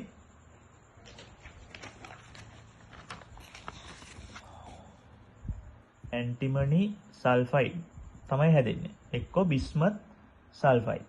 කවුද තැඹිලි පාට? ඇන්ටිමනී තැඹිලි පාටයි, බිස්මත් කළු පාටයි. ඉතින් ඒ නිසා මේකේ උත්තරේ තැඹිලි පාට සිලබස් එකේ තැඹිලි පාට අවක්ෂේප නැහැ. එකයි තියෙන්නේ ඕක ඇන්ටිමනී. ඇන්ටිමනී වල සල්ෆයිඩ් තමයි තැඹිලි පාට. ඉතින් ඔය ප්‍රශ්න જાතියට ඔයා හුරු වෙන්නේ නැත්තම් මොකද්ද? කිසියම් ලවණයකට තනුක HCl දාලා හැදෙන ඵලය ජලයට දැම්මහම සුදු අවක්ෂේපයක් ලැබෙනවා කිව්වොත් මේක හරි මේක හරි. එනවා වගේ නිගමන මොනවද? SB3+ හෝ BI3+ ඇත. ඒ දෙක වෙන් කරගන්න තමයි අර තැඹිලි පාට කෑල්ල දැම්මේ. ඒක පැහැදිලිව තේරුම් ගන්න ඕනේ. ආයෙ හම්බ වෙනවා රචනාවක මම පෙන්නන්නම්. හරි. අන්තිම එක. දැන් අවක්ෂේප කතන්දරේ ඉවරයි. මේ පැත්ත ලොකු වැදගත්කමක් නැහැ. මේක තමයි වැදගත් එක. මේකත් පැත්තත් ලොකු වැදගත්කමක් නැහැ. හරි. මේක බලමු. ද්‍රාවණ ගත්තොත් අවක්ෂේප නොවුනොත්නේ ද්‍රාවණ හදනවා කිව්වේ. එහෙනම් අවක්ෂේප නොවන ඕනෑම ලවණයක් වතුරට දැම්මොත් එයා හදන්නේ ද්‍රාවණයක් ඉතින්. එක්ක ගිලෙන්න ඕනේ, එක්ක දිය වෙන්න ඕනේ. ඔච්චරයි. ওই දෙක විතරනේ වෙන්න පුළුවන්. හරි. ඉතින් මේ කට්ටිය මොනවද කරන්නේ? එක්ක අවර්ණ ද්‍රාවණ හදනවා, එක්ක වර්ණවත් ද්‍රාවණ හදනවා. හරි. මම වර්ණවත් එකට කලින් අවර්ණයකට ගිහිල්ලා ඉන්නම්. අවර්ණ ද්‍රාවණ ගත්තොත් සමහරු ඉන්නවා ජලයක ප්‍රතික්‍රියා කළා එක්ව සංකීර්ණේ හදලා අවර්ණ වෙනවා. කවුද? සිංක් වගේ කට්ටිය. සිංක් එක්ව හදනවා. තව කට්ටිය ඉන්නවා ජලයක ප්‍රතික්‍රියාවක් නැහැ නිකම්ම වතුර දිය වෙනවා. හොඳම උදාහරණේ ලුණු. ලුණු කියන ලවණේ දාන්න NaCl. NaCl වතුරට දැම්මහම අයන දෙකකට කැඩෙනවා. Na+ එක ජලයක ප්‍රතික්‍රියා කරන්නේ නැහනේ. නිකම්ම වතුර දිය වෙනවා. හැබැයි ඔයා සිංක් ක්ලෝරයිඩ් එකක් වතුරට දැම්මොත් නිකම්ම වතුර දිය වෙනවා කිව්වොත් වැරදි. ඊට වඩා ගැඹුරු දෙයක් එතන තියෙනවා. මොකද්ද වෙන්නේ? සිංක් ක්ලෝරයිඩ් එකක් වතුරට දැම්මොත් නිකම්ම ලිව්වොත් එහෙම සිංක් 2+A+ කියලා ඒක එච්චරම හරි නැහැ. ලිව්වට වැරද්දකුත් නැහැ. හැබැයි ඇත්තටම වෙන්නේ මොකද්ද? ජලාණු 6ක් එක්ක මෙයා ප්‍රතික්‍රියා කරලා සිංක් H2O6 2+ එක හදනවා. ඕක තමයි අවර්ණ. හරි. ඉතින් එතකොට අපිට ලැබෙන නිරීක්ෂණය මොකද්ද? මේකත් අවර්ණ, මේකත් අවර්ණනේ. ඉතින් අපි දන්නේ නැහැනේ ජලයක ප්‍රතික්‍රියා කළාද අවර්ණ වෙන්නේ, ප්‍රතික්‍රියා නොකරද අවර්ණ වෙන්නේ කියලා. ඒ නිසා අවර්ණ වුණාට පස්සේ ඒකේ තියෙන සිංක්ද සෝඩියම්ද මොකද්ද කියන එක අපි දන්නේ නැහැ. එහෙනම් නිගමනය මොකද්ද?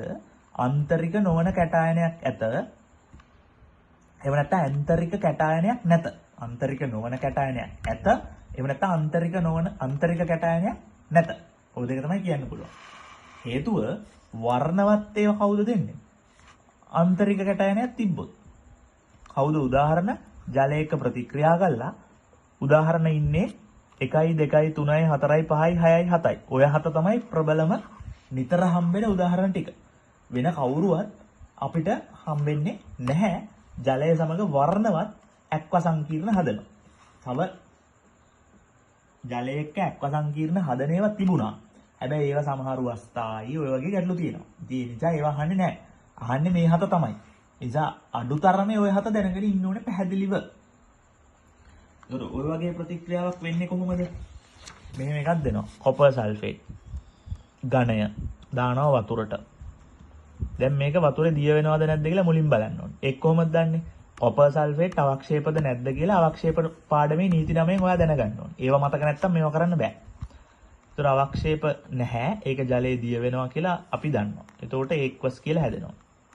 හැබැයි ඇත්තටම වෙන්නේ මොකද්ද? මෙයා ජලය අණු 6ක් එක්ක ප්‍රතික්‍රියා කරනවා තව. කළා කොපර් H2O 6යි 2+ එක හදනවා. ඕක තමයි ලානිල්. මේකටත් ලානිල් කියලා කිව්වට වැරද්දක් නැහැ. ඇත්ත process එක. ඇත්ත ක්‍රියාවලිය මේක. ඒ නිසා ඔයා හරියටම ලියනවා නම් ලියන්න ඕනේ ඔහොම. හරි. ඉතින් ලානිල් එක හැදෙනවා. දැන් ඉතින් එහෙම තමයි මේ කොපර් 2+ එක වර්ණවත් එකක් හදන්නේ. ඉතින් මේ හත් දෙනාම ওই ක්‍රියාවලිය කරනවා. එතකොට අපේ ඔප්පු කිරීම මොකද්ද? නිගමනය ඔප්පු වෙනවා ආන්තරික කැටායනයක් තියෙනවා කියලා. අවර්ණ එකක් ලැබුණොත් අපි කියන්නේ නැහැ ආන්තරික නොවන සිංක් වගේ ඒවත් තිබ්බ හැකි ඕවා කියන්නේ නැහැ. මේ සියල්ලේම අවසාන නිගමනය මොකද්ද? ආන්තරික නොවන කැටායනයක් ඇත. එහෙම නැත්නම් ආන්තරික කැටායනයක් නැත. ඔය කතාව තමයි කියන්න වෙන්නේ. හරි. එතනින් එතකොට ඒ කතන්දරේ ඉවරයි. ජලය සම්බන්ධයෙන් මම යනවා පළවෙනි රචනා ප්‍රශ්නෙට අත තියන්න. ජලය විතරක් අදාළ වෙන පරිදි. හරි. 2007 රචනාව මේකේ පළවෙනි කැලේ බලන්න. X මිශ්‍රණයේ ලෝහමය මූලද්‍රව්‍ය දෙක ලවණ පමණක් අඩංගුවේ මිශ්‍රණය ආසුත ජලයේ ද්‍රවණය කරන ලදී. දැන් ඔයාට තේරෙන්න ඕනේ ලවණ ජලය ප්‍රතික්‍රියාවක් ගැන ඔයා හිතිය යුතු බව. හිතන විදිහ තමයි මේ කියලා දෙන්නේ. මම බලන්නේ මොකද්ද? මෙතන ලවණ. මෙතන ජලය. එහෙනම් ලවණ ජලය. එහෙනම් මම පෙරලා ගන්නවා නෝට් එක. මේකනේ නෝට් එක. හරි. නිරීක්ෂණ මොනවද කියලා මම බලනවා. නෝට් එක පෙරලන්න කලින්. මගේ නිරීක්ෂණය මොකද්ද? වර්ණවත් ද්‍රාවණයක් ලැබින. එහෙනම් අවක්ෂේප ලැබිලාද? නැහැ. වායු පිට වෙලාද? නැහැ. එහෙනම් මට මේ පැත්ත පලාතේ ගිහිල්ලා වැඩක් නැහැනේ මට. එහෙනම් මට අවක්ෂේපත් වැඩක් නැහැ. වායු වැඩකුත් නැහැ. ද්‍රාවණ. ඒකෙත් මට කියලා තියෙන්නේ මොකද්ද? වර්ණවත් කියලා. එහෙනම් මේ උත්තර 7 විතරනේ ඉතින්. ඔතනින්ම මං උත්තර 7කට කැටායන ගන්න අඩු කරගෙන ඉවරයි. කැටායන 30ක් විතර තියෙනවා. උත්තර 7කට අඩු කරගෙන ඉවරයි. හරි. ඒකයි මට පෙන්වන්න ඕනුනේ.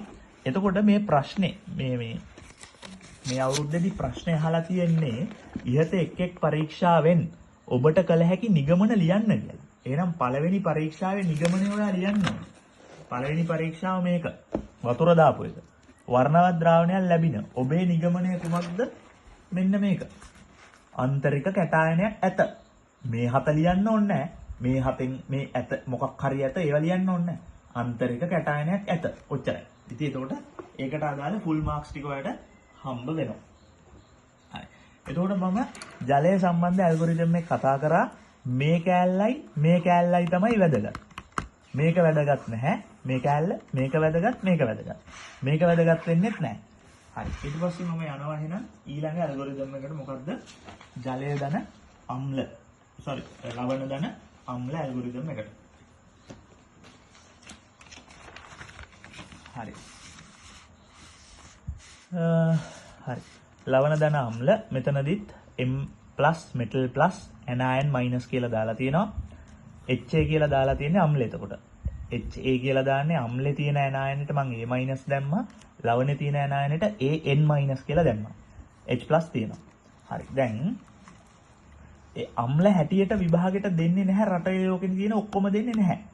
ලවණයට දාන අම්ලේ ගොඩක් වෙලාවට HCl හරි නයිට්‍රික් හරි H2S හරි. මෙන්න මේ තුන තමයි දෙන්නේ.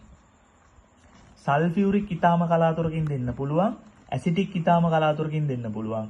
ඔය පහ ඇරුණාම වෙන මොකක්වත් නම් මට පහුගිය අවුරුදු 20ට හම්බුනේ නැහැ. ඉතින් එතකොට ඔයාලට බලන්න තියෙන්නේ HCl නයිට්‍රික් H2S තමයි ප්‍රධානතම අම්ල වලට අවශ්‍ය. හැබැයි මේවා තනුක සාන්ද්‍ර කියන අවස්ථා දෙකෙන්ම දෙන්න පුළුවන්. H2S වල සාන්ද්‍ර කතා නැහැ, ඇසිටික් වල සාන්ද්‍ර කතා නැහැ. දෙන්නේ තනුක කියලාම තමයි. ඒතර මම කියන්නම් කොයි වෙලාවටද සාන්ද්‍ර ඕනේ, කොයි වෙලාවටද තනුක ඕනේ, ඔක්කොම මේකේ ඇඳලා කියනවා. හරි. ඉතින් දැන් අපි කලින් කතා වුණා වගේ කැටායනේ M1 මෙතන ඇනායනේ AN-. හරි. අපි ඉගෙන ගත්තනේ අවක්ෂේප තියෙනවා, ද්‍රාවණ තියෙනවා, වායු තියෙනවා කියලා. හරි. අපි ලේසියෙන් පටන් ගමු වායු එකෙන්. ඕගලන්ට මතක ඇති ලවණ ධන අම්ල කියලා වීඩියෝ එකක් තිබුණා. ලවණ ධන අම්ල, ලවණ ධන භස්ම ඒ වගේ වීඩියෝ එකක් තිබුණා. ඒ වීඩියෝ එකේ වායු පිට වුණා. එහෙනම් මෙන්න මෙහෙම එනවා වායු පිටවීම ගැන කතා කරන්න. එතනදී අපි යොදන අම්ලයේ අණුව පිට වෙන වායුව වෙනස් වෙනවා. එහෙනම් ඔයාට බලන්න තියෙන්නේ ලවණයක් දෙනවනේ. ඒක ගැන මෙලෝ අදහසක් අපිට නැහැනේ. අපිට කියන්නේ මෙම අම්ලයේ යොදන ලදී එවිට වායුවක් පිට විය වායුව මේ පාටය. ඔච්චරයිනේ කියන්නේ. හරි. එහෙනම් අපි මුලින්ම බැලිය යුත්තේ මොකද්ද? අම්ලේ මොකද්ද කියන එක.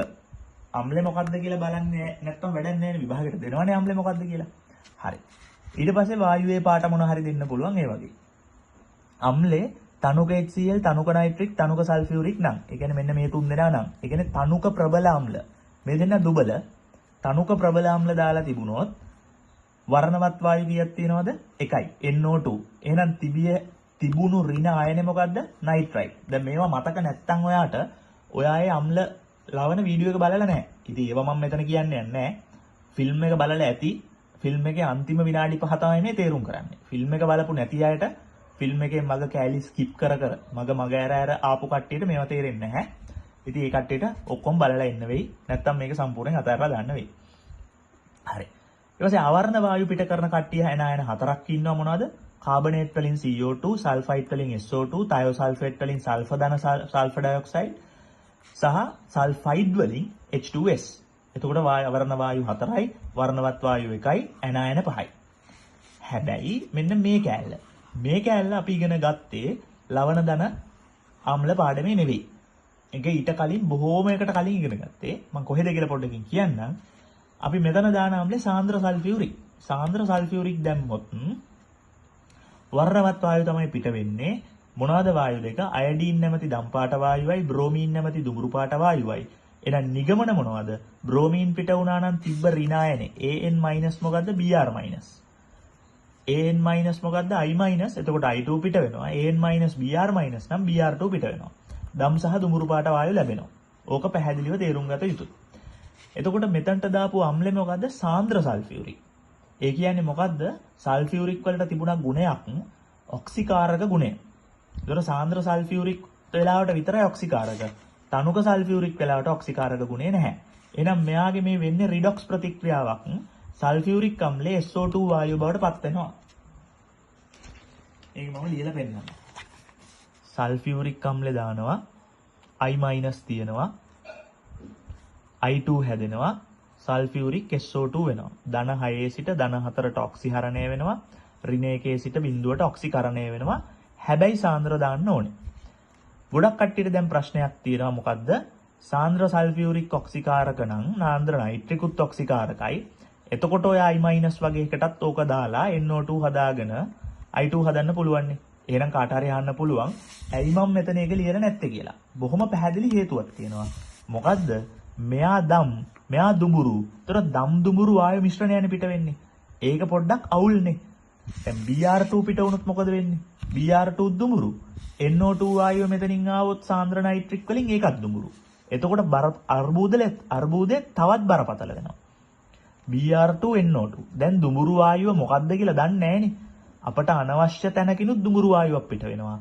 ඒතර අපට අවශ්‍ය කෙනාද ඉන්නේ කියලා කන්ෆර්ම් කරන්න බෑ. මොකද දුඹුරු වායු දෙකක් තියෙනවා. ඒ නිසා තමයි සාන්ද්‍ර නයිට්‍රික් අම්ලය මෙන්න මේ කොටසේ එන්නේ නැත්තේ. ඒ නිසා සාන්ද්‍ර සල්ෆියුරික් විතරයි එන්නේ. මේ කොටසට යන්නේ තනුක අම්ල. ඉතින් ඔන්න ඔය කතාව පැහැදිලිව තේරුම් ගන්න ඕනේ. නම් දීලා තියෙන අම්ලය මගින් ඔයා තීරණය කරන්න මොකද්ද වෙන්නේ කියන එක.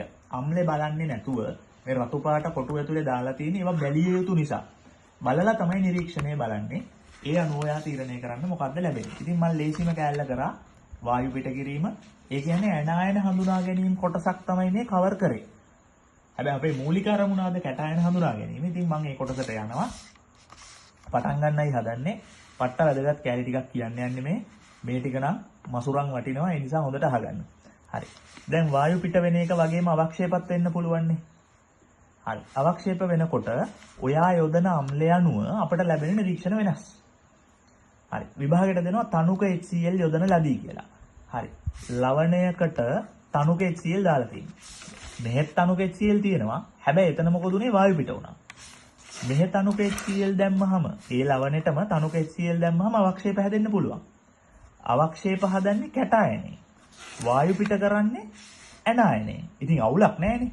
ඒ නිසායි මං කිව්වේ අවක්ෂේපයක් හැදෙනකොට වායු පිට වෙන්න පුළුවන්. ද්‍රාවණ හැදෙනකොට වායු පිට වෙන්න පුළුවන්. හැබැයි අවක්ෂේපයි ද්‍රාවණයි එකට නිරීක්ෂණ ලබා දෙන්න බෑ. මේ දෙකම එකපාර සිද්ධ වෙන්නේ නැහැ. හරි. එහෙනම් සරල කරන්නයි හදන්නේ. තනුක HCl දානවා ලවණයකට. එහෙනම් තනුක HCl ලවණ කියන්නේ කාණ්ඩ විශ්ලේෂණ එක කාණ්ඩේ. දැන් කාණ්ඩ විශ්ලේෂණයේ වීඩියෝ එක බලලා නැත්නම් අනිවාර්යෙන් බලලා එන්න වෙනවා කියන එක තේරුම් ගන්න. හරි. කාණ්ඩ විශ්ලේෂණය සුදු පාට තමයි සියලුම අවක්ෂේප. මොනවද?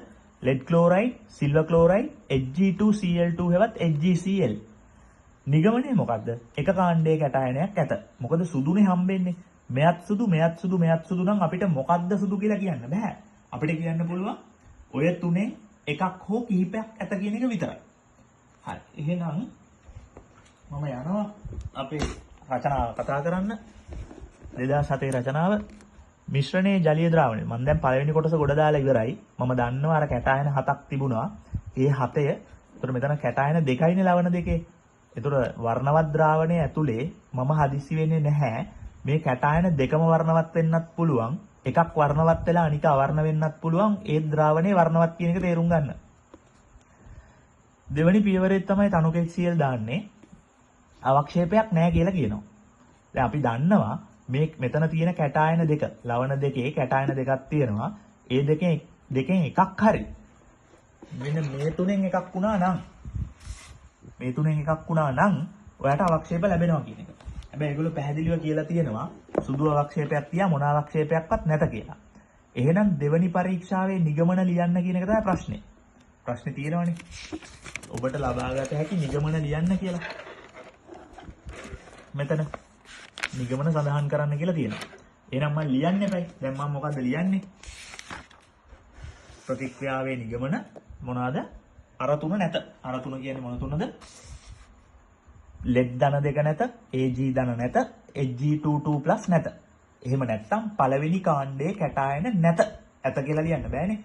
අවක්ෂේප ලැබුණා නම් සුදු පාටට ඇත කියලා ලියනවා. අවක්ෂේප නැත්නම් නැත කියලා ලියනවා. එතනින් මේ වැඩේ ඉවරයි. ඊළඟට මම යනවා අලුත් කැලලට. මොකද්ද? තනුක HCl ඇති විට H2S. ඒ කියන්නේ මොකද්ද? අම්ල දෙකක මිශ්‍රණයක් තියෙන්නේ. හැබැයි පැහැදිලිවම HCl මුලින් දාලා තමයි H2S දාන්න ඕනේ. H2S දාලා HCl දාන්න බෑ. මෙයා එක මෙයා දෙක. ඔය පිළිවෙලට දාලා තියෙන්න ඕනේ කොයි වෙලේ හරි. ඒතර එකපාර ලියලා තියෙන්න පුළුවන් ප්‍රශ්නේ තනුක HCl යොදා තනුක H2S බුබුලණය කළනදී කියලා. නැත්තම් මෙන්න මේ ප්‍රශ්නේ වගේ කියන්න පුළුවන් ඉහත දෙකෙහි ද්‍රාවණය තුලට H2S යවා පෙරන ලදී කියලා. ඒ කියන්නේ මේ දෙකේ ලැබුණ ද්‍රාවණය තියෙනවනේ HCl එක්ක ප්‍රතික්‍රියා කරලා. ඇත්තට මුකුත් උන්නේ නැහැ නේද එතන. ප්‍රතික්‍රියාවක් නැහැ. අවක්ෂේපයක් නැහැ. ඒකට H2S යවා පෙරන ලදී කියලා තියෙනවා. ඒ කියන්නේ HCl ඇති විට තමයි H2S යවලා තියෙන්නේ. අන්න ඒකෙන් අපි තේරුම් ගන්නවා. ඒතර නිරීක්ෂණයට තියෙන්නේ මොකද්ද? කළු අවක්ෂේපයක් ලැබින කියලා. එහෙනම් ඒකෙන් අපි තේරුම් ගන්නවා කාණ්ඩ විශ්ලේෂණයේ දෙවෙනි කාණ්ඩය තමයි තියෙන්නේ කියලා. HCl ඇති විට H2S. H2S තනුක H2S කියලා දෙන්න පුළුවන්. H2S යවා කියලා කියන්න පුළුවන්. H2S බුබුලණය කරන ලදී කියන්න පුළුවන් ඕන එකක්. හැබැයි තනුක HCl ඇති විට. එතකොට කාණ්ඩ විශ්ලේෂණයේ දෙවෙනි කාණ්ඩය කියන එක අපි තේරුම් අරගෙන කළු පාට ඒවා 4ක් තියෙනවා. කහ පාට ඒවා 3ක් තියෙනවා. තැඹිලි එකක් තියෙනවා. දුඹුරු එකක් තියෙනවා. ඔක්කොම 9යි. හැබැයි කළු කියලා ප්‍රශ්නේ කියලා තිබුණානේ. නිරීක්ෂණයේ කළු. එහෙනම් අපේ නිගමන මොනවද? කොපර් ධන 2, PB ධන 2, Bi3+ හෝ Hg2+ ඇත. ඕක තමයි අපේ නිරීක්ෂණ. ඕක ටික පැහැදිලිව තේරුම් ගත යුතුයි. හරි. ඊළඟට අපි යනවා තුන්වෙනි කැලලට. මොකද්ද? අම්ලය ඇමෝනියම් හයිඩ්‍රොක්සයිඩ් හා ඇමෝනියම් ක්ලෝරයිඩ් ඇති විට H2S බුබුලණය. දැන් මොකද්ද අම්ලේ? මේක H2S.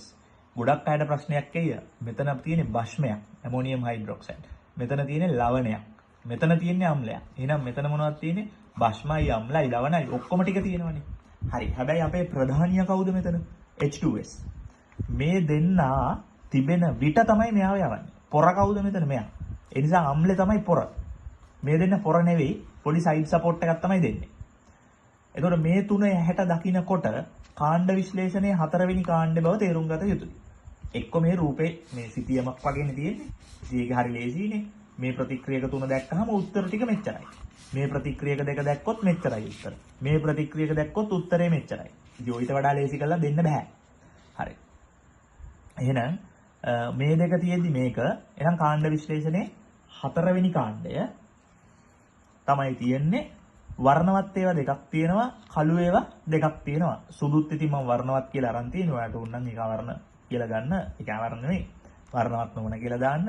මැංගනීස් සල්ෆයිඩ් ලාරෝස, නිකල් සහ කොබෝල්ට් සල්ෆයිඩ් කළු, සිංක් සල්ෆයිඩ් සුදු. එතකොට කාණ්ඩ විශ්ලේෂණයේ පළවෙනි කාණ්ඩේ සුදු 3යි, සල්ෆයිඩ් තියෙනවනේ දෙවෙනි කාණ්ඩේ 9ක්, තුන්වෙනි කාණ්ඩේ හතරවෙනි කාණ්ඩේ තියෙනවනේ 4ක්. එවෙන් සුදු ඒවා බලන්න මේ 13ේම එකයි තියෙන්නේ. අනිත් එතකොට රෝස ඒවා එකයි තියෙන්නේ. කළු ඒවා ඔක්කොම 6ක්ම තියෙනවා. ඉතින් ඒ වගේ තැඹිලි ඒවා එකයි, දුමුරු එකයි, කහ ඒවා 3යි. හරි. කොහොම වුණත් මෙතන එතකොට නිරීක්ෂණ 4යි තියෙන්නේ. ওই 4ෙන් මොකක් හරි තමයි ලැබෙන්නේ. ඊට පස්සේ පොඩ්ඩක් බලන්න මම මේ ධන ලකුණු දාලා තියෙන්නේ. ඒ කියන්නේ මෙච්චර කාලයකට අහපු ටික ඔය තියෙන්නේ. ධන ලකුණු දාලා තියෙනවනේ. එහෙනම් මේකේ තියෙන 4ම අහලා තියෙනවා. මෙතන 9ක් තිබුණට ඇන්ටිමනි, කොපර් සහ ලෙඩ් විතරයි අහලා තියෙන්නේ. ඉතුරු ඒවා කවදාවත් අහලා නැහැ. ඒ කියන්නේ ඒවා අහන්න තියෙන ඉඩමාර අඩුයි. ඊට පස්සේ මෙතන බලන්න AG සහ PB අහලා තියෙනවා, HG එක අහලා නැහැ. රසදිය ගැන ප්‍රශ්න අහන්නේ අපේ සිලබස් එකේ. ඉතින් මේකෙන් වැඩකුත් නැහැ, මේකෙන් වැඩකුත් නැහැ. පින් ගැන ප්‍රශ්න අහන්නේ නැහැ. මේවා වැඩක් නැහැ. ඔහේ නමට කටපාඩම් කරලා තියාගෙන ඉන්න තමයි තියෙන්නේ. මෙතන මේකේ SNS2 එක කහ. එතකොට තව පොඩි දෙයක්. පොඩි නෙමෙයි මාර වැදගත් දෙයක්. මේ කෑල්ල නැතුව මෙන්න මේ කළු පෑනෙන් ලියලා තියෙන කෑලි දෙක නැතුව සමහර වෙලාවට ප්‍රශ්නෙම කරගන්න බැරි වෙනවා. දැන් හිතන්නකො ඔයාලට කළු අවක්ෂේපයක් ලැබුණා කියලා. ප්‍රශ්නේ දෙනවා එම කළු අවක්ෂේපය. මං කියවනේ කළු අවක්ෂේපයක් ලැබුණාම උත්තර 4යිනේ. එහෙනම් දැන් අපිට හරියමං උත්තරයක් නැහැනේ. එහෙනම් තව දුරටත් මේක පරීක්ෂාවට භාජනය කළ යුතුයිනේ. එහෙනම් ඒකනේ අපි කතා වුණේ හැම වෙලෙම කැටයන හඳුනා ගැනීමක පියවර දෙකක පරීක්ෂාවක් තියෙනවා කියලා. අපි තාම ටෙස්ට් කරේ පළවෙනි පියවර විතරයි. කළු අවක්ෂේපයක් ලැබුණා. එතකොට ඒ අවක්ෂේප හතරෙන් කොයි එකද කළු කියලා හොයන්න තව පරීක්ෂණයක් කරන්න ඕනේ. දැන් කොපර් හඳුනා ගැනීමට ඒගොල්ලෝ දෙන එකක් තියෙනවා. මොකද්ද? තනුක HCl තුල දියවේ කිව්වොත් මේ කළු පාටේ වගේ කොපර් විතරයි තනුක HCl වල දිය වෙන්නේ. ඉතුරු තුනම කළු තනුක HCl වල දිය වෙන්නේ නැහැ. මෙතන නම් ওই ගැටලුව නැහැ. හතරම තනුක HCl තුල දිය වෙනවා. ඒ නිසා නිකලුයි කොබෝල්ටුයි කළු වුණාට ඔයාට තනුක HCl දාලා දිය වේ කිව්වොත් ඒක නිකලුත් දිය වෙනවා කොබෝල්ටුත් දිය වෙනවා. ඒ නිසා ඔයාට හරි හැමංගව මොකද්ද කියලා නම් අඳුර ගන්න බෑ. වෙනත් පරීක්ෂාවල් සිද්ධ කරන්න වෙනවා. ඉතින් මෙන්න මේ කෑල්ල තමයි වැදගත්ම එක මෙතන කළු පාටින් ලියලා තියෙන එක. මේ කෑල්ල වැදගත් නෑ මොකද ඒකෙන් කාවත් අඳුර ගන්න අපට හැකියාවක් ලැබෙන්නේ නැති නිසා. හරි. ඉවර නැහැ. මම හැබැයි 2007 රචනාවේ ඉතුරු කොටස කියන්න.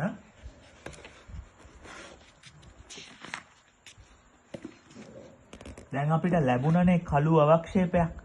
ඒක මොකද්ද? එක්ක කොපර් සල්ෆයිඩ් නැත්නම් ලෙඩ් සල්ෆයිඩ් නැත්නම් බිස්මත් සල්ෆයිඩ් නැත්නම් HGS. දැන් අපි මොකකටද ලෑස්ති වෙන්න ඕනේ?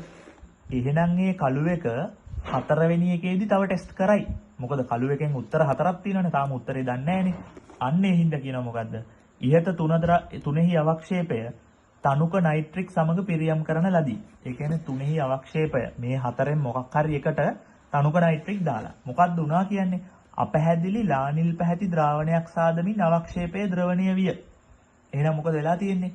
අවක්ෂේපය දිය වෙලා කියනවා. ලානිල් කියනවා. ඉතින් එතකොට කල්පනා කරන්න තියෙන්නේ දැන් ඔය ලැබුණු එක මේවා ලියන්න දැන්. ගොඩාක් අය මේවා ලියන්නේ නැහැ. ගොඩක් ළමයි හිතන් ඉන්නේ මේ ඉනෝගනික් වල රචනා ප්‍රශ්නේ ගොඩ දාන්නේ ප්‍රශ්නේ කියවලා කියලා. මේ ප්‍රශ්න ටික කියවුවාම උත්තර එනවා කියලා හිතන් ඉන්නේ. එහෙම නැහැ. මේවා Taman එච්චර දක්ෂ නැත්තම් මේවා ලියන්න. මේ 2S3 HGS. දැන් මේකටනේ තනුක නයිට්‍රික් දැම්මේ. නයිට්‍රික් දානවා. නයිට්‍රික් දාද්දී ලානිල් එකක් ආවා කියනවනේ. එහෙනම් මෙයා මොකද කරන්නේ? Copper nitrate. ඇයි ඒ? ලවණ ධන අම්ල. ලියන්න පුළුවන් ප්‍රතික්‍රියා මොකද්ද? ද්විත්ව විස්ථාපන. ඒතකොට ලියන්න ඒක. ඒක ලියන්න ලැජ්ජා වෙන්නත් එපා. ඒක ලියන්න අධෛර්යමත් වෙන්නත් එපා. H2S. මෙන්න මේකනේ ඔය තියෙන්නේ. ඕකනේ ඒක්වස්. අපි දන්නවනේ copper 2+ ඒක්වස් කිව්වොත් ඇත්තටම තියෙන්නේ මොකද්ද? copper H2O 6 2+. ඕකනේ ලානිල්. මේ එකකටවත් ලානිල් පාටක් කවදාවත් ගෑවෙන්නේ නැහනේ. ලෙඩ් වලට ලානිල් පාටක් අහන්න ලැබෙන්නේ නැහැ. බිස්මත් වලට ලානිල් පාටක් ලැබෙන්නේ නැහැ. Hg2+ ජීවිතේට අහන්නෙත් නැහැ. ඉතින් ඒ නිසා තේරුම් ගන්න තියෙන්නේ මොකද්ද? ලානිල් පාටක් කිව්වොත් මෙතනදී කොපර් තමයි ඔය තියෙන්නේ. මොකද ජලයත් එක්ක ප්‍රතික්‍රියාව කරනවා. නයිට්‍රික් වල මේක දිය වෙනවා. කොපර් නයිට්‍රේට් හැදෙනවා. හැදෙන කොපර් 2+ ටික අයන වලට කැඩෙනවා කොපර් සහ නයිට්‍රේට් ලෙස. කොපර් 2+ අයනේ ජලයේ එක්ක ප්‍රතික්‍රියාවෙන් තමයි මේ විදිහට ජලාණු 6ක් එක්ක ප්‍රතික්‍රියාවෙන් සංකීර්ණය හදනවා. ඒකයි ලානිල් වෙන්නේ. ඒතර විභාගයට අහන්න පුළුවන් ලානිල් පැහැයට හේතු වන ප්‍රභේදය හඳුන්වන්න කියලා. ඒතකොට මේක ලියන්න ඕනේ. ඒක ප්‍රතික්‍රියා ටික දන්නවා. එතකොට දැන් අපි වැඩේ එතනින් ඉවරයි. 2007 රචනාවේ පළවෙනි කොටස් 4 කතා කරලා ඉවරයි. අන්තිම කොටස කතා කරන්න නම් ඇමෝනියම් හයිඩ්‍රොක්සයිඩ් නේ දාන්නේ. ඒ කියන්නේ භෂ්මනේ. ඒ කියන්නේ ලවණ දන භෂ්ම දැන්. ඒක මට කරන්න බෑ. හේතුව මම ඔයගලන්ට ලවණ තාම උගන්වලා ලවණ දන භෂ්ම කතාව උගන්වලා නැති නිසා. හරි. අපි ලවණ දන අම්ලයකේ ද්‍රාවණ කොටසට එමු. මේකත් ඉතාමත්ම වැදගත්. මේ කෑල්ල ඕගොල්ලෝ බොහෝ දෙනෙක් දන්නවා. මේකේ අරෝම පුදුම මුකුත් නැහැ. හැබැයි මෙන්න මෙතන තමයි ගොඩ දිනෙකට පැටලෙන තැන. ඉතින් ඒ නිසා මේක හොඳට පැහැදිලිව බලා ගන්න. හරි. දැන් විභාගයට දෙනවා මෙහෙම. ලවණයකට අම්ලය ලෙස එකතු කරා කියන සාන්ද්‍ර නයිට්‍රික්. එතකොට මේ රෝස පාටින් රවුම් කරලා තියෙන ටික තමයි අම්ල ටික. මෙතන රෝස පාටින් රවුම් කරලා තියෙනවා. ওই ටික බලන්න ඕනේ. ඒතර පැහැදිලිව කියනවා සාන්ද්‍ර නයිට්‍රික් යොදන ලදී කියලා. සාන්ද්‍ර නයිට්‍රික් දැම්මොත් වෙන්නේ රිඩොක්ස් එකක්. මොකද නයිට්‍රික් අම්ලය දැන් ප්‍රතික්‍රියා කරන මොකක් හැටියටද? ඔක්සිකාරකයක් හැටියට. එයාට පුළුවන් කැටායනයක් හැටියට Fe2+ තිබුණොත් ඒකේ Fe3+ කරන්න. එතකොට ලාකොළ පැහැති ද්‍රාවණය දුඹුරු පැහැ ද්‍රාවණයක් බවට පත් වෙනවා. එච්චරයි. ඕක තමයි තේරුම් ගන්න ඕනේ. එහෙනම් නිගමනය මොකද්ද? Fe2+ ඇත. 2+ නේ 3+ වෙන්නේ. එහෙනම් කලින් තිබ්බේ මොනවද? 2+. ඒක තමයි නිගමනය. ඉතින් මේක දුන්නොත් ඔච්චරයි. ඕක එක පාරක් අහලා තියෙනවා. ඊට පස්සේ අම්ලයට සාන්ද්‍ර HCl දෙනවා. එතකොට මොකද වෙන්නේ? ක්ලෝරෝ සංකීර්ණ හැදෙනවා. ඒක දන්නවනේ ඔයගොල්ලෝ. ක්ලෝරෝ සංකීර්ණ හැදෙනවා. හැබැයි අපි දන්නවා අවර්ණ ක්ලෝරෝ සංකීර්ණ 3කුත් වර්ණවත් ක්ලෝරෝ සංකීර්ණ 6කුත් තියෙනවා. ධන ලකුණු දාලා තියෙන්නේ අහපු ඒවට. ඒ කියන්නේ ඉතුරු ඒවා අහලා නැහැ. මට හම්බුනේ නැහැ. ඒතර ඒවා පාටත් එක්ක දාගන්න වර්ණවත් ඒවා වර්ණ ටික දාන්න, අවර්ණ ඒවා වර්ණ නැහැ. ඉතින් ඔය නෝට් එක සම්පූර්ණ කරගන්න. ඒතර විභාගයට දුන්නොත් එක්තරා ලවණයකට සාන්ද්‍ර HCl එකතු කරන ලදී එවිට නිල් පැහැයක් ඇති විය ගියොත් ඉතින් කොබෝල්ට් තමයි ඔච්චරයි. ප්‍රශ්නේ ඉවරයි. ඔක්කොම ටික මෙතන ලියලා තියෙන්නේ. දැන් මේක ලේසි වැඩි කමට දරා ගන්න බැරි වෙයි දන්නේ නැහැ. ඉතින් ඒකට කරන්න දෙයක් නැහැ. ලේසි වැඩි නම් හොඳයිනේ. හරි. ඊට පස්සේ අන්තිම කෑල්ල අම්ලෙත් එක්ක ප්‍රතික්‍රියාවක් නැහැ.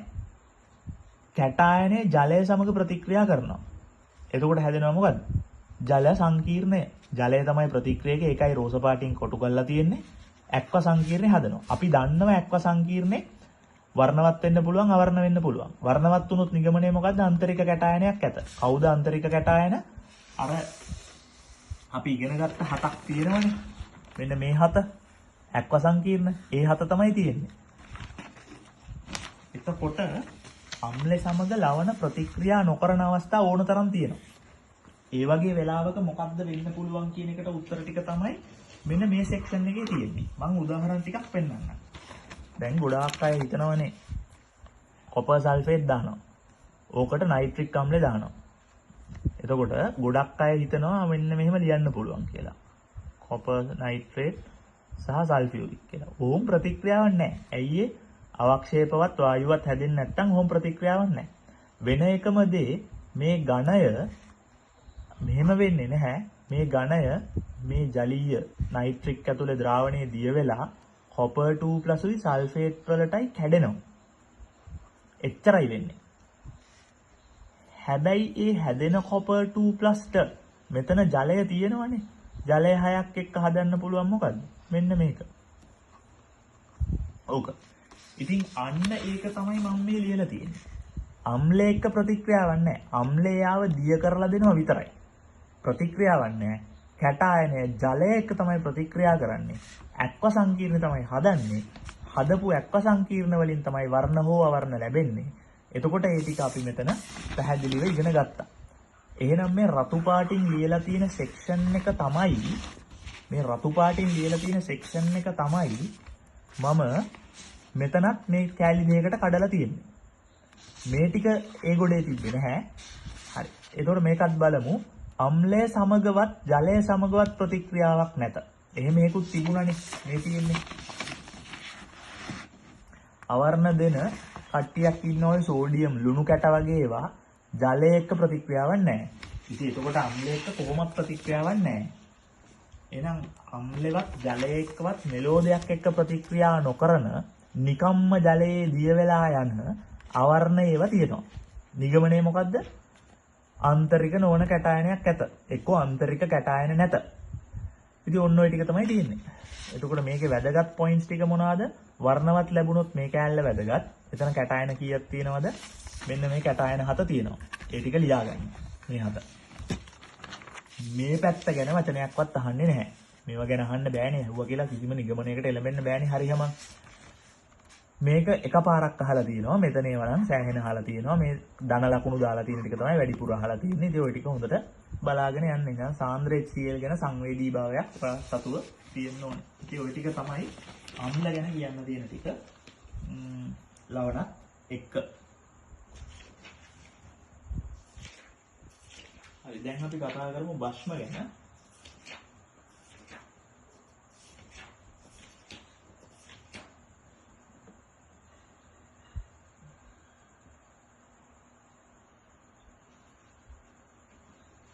මම 2006 රචනාවක් කතා කරන්නම් අම්ල ගැන සම්බන්ධයෙන් තියෙන එක බලන්න.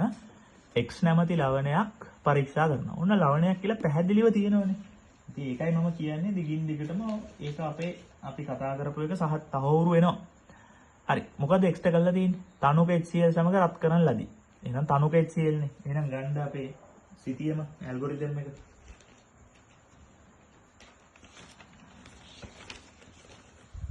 තනුක HCl. එහෙනම් මෙච්චරයිනේ. හරි. එහෙනම් අවක්ෂේප තුනක් තියෙනවා. බලන්න අවක්ෂේප තියෙනවද? නැහැ. අවර්ණ ද්‍රාවණයක් අවක්ෂේප ගැන ලියලා නැහනේ. එහෙනම් අපේ නිගමන මොනවද? මේ තුන නැත. වායු පිටවීමක් නැත කියලා තියෙනවා. HCl කියන්නේ මෙතන විතරක් නෙමෙයි. ඒ නිසා ඔයාගේ නිගමන වලට HCl මේ පැත්තෙනුත් එනවා. වායු පිට උනා නම් නිගමන මොනවද? මේක හරි මේක හරි මේක හරි මේක හරි මේක හරි තියෙනවා කියන්නේ. එහෙනම් මොනවද අපිට ලියන්න පුළුවන්? ඇනායනයේ ලෙස ඇනායනනේ වායු පිට කරන්නේ An- එක. අවක්ෂේප හදන්නේ කැටායනය. එහෙනම් ඇනායනයේ ලෙස මේක නැත මේක නැත මේක නැත මේක නැත මේක නැත කියලා තියෙනවා.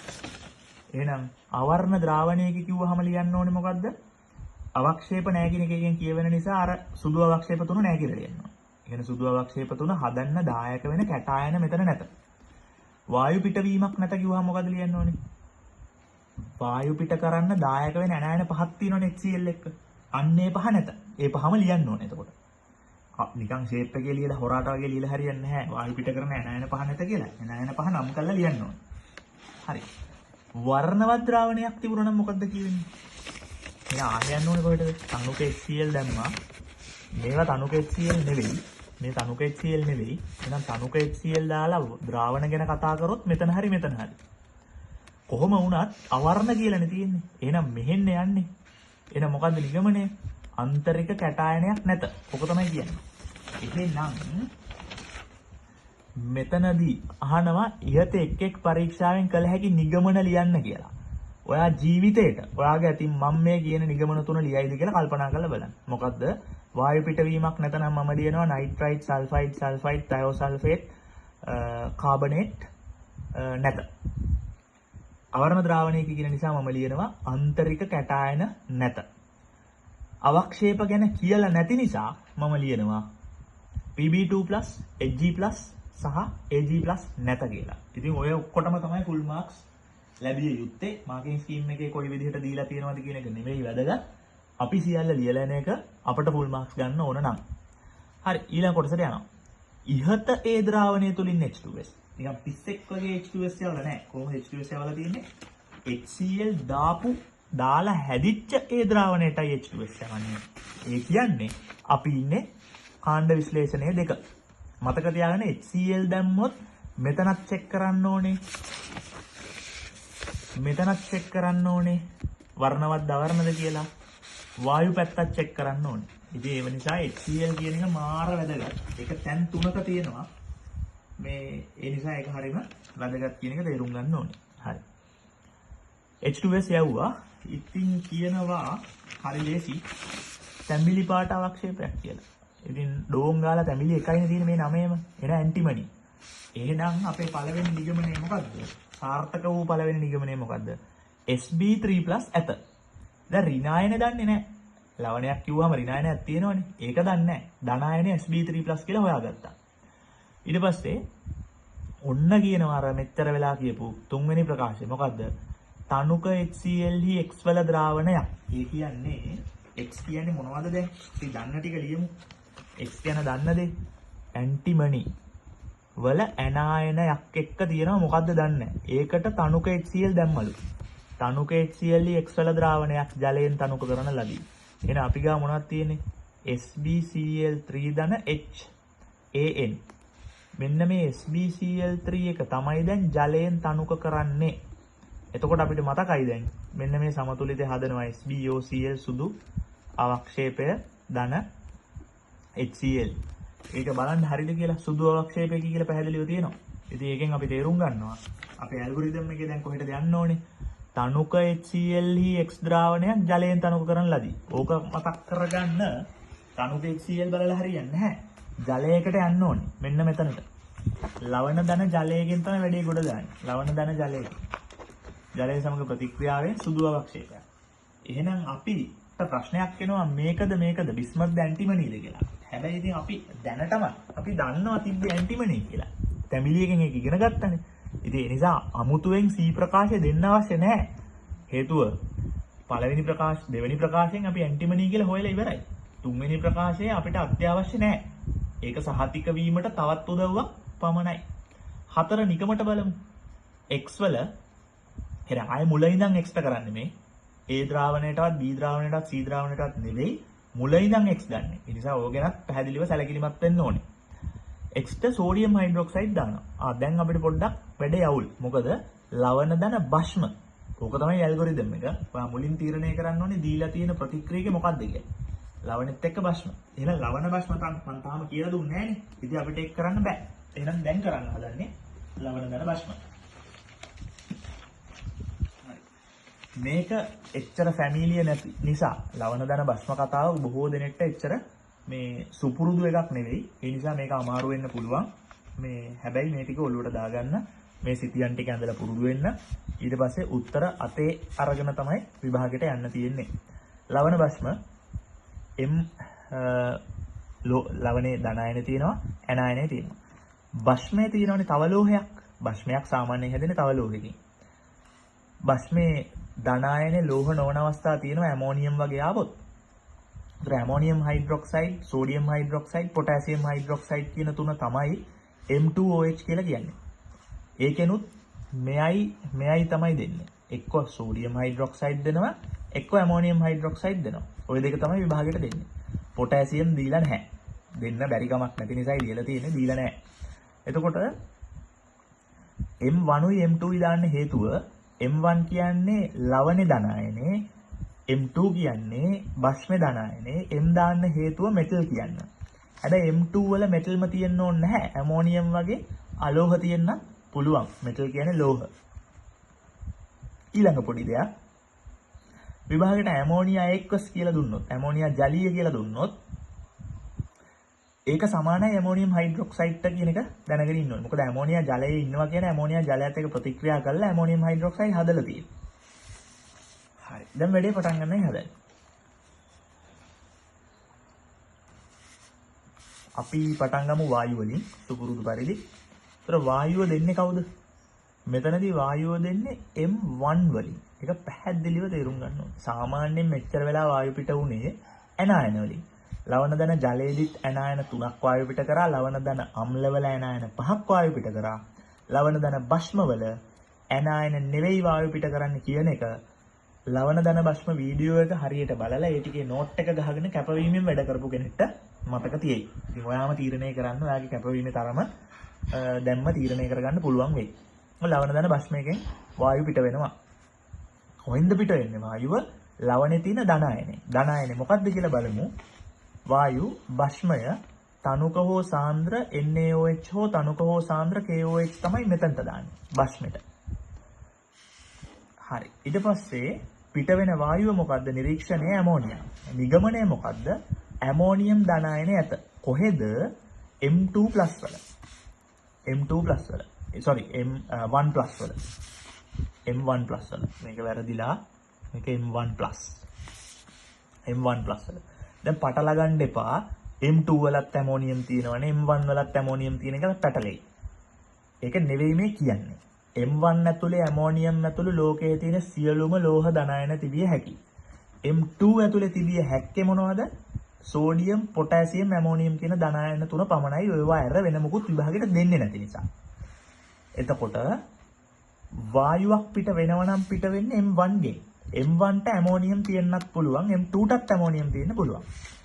එතකොට මේ කතා කරලා තියෙන්නේ M2+ කවුද කියන එක විතරයි මේ.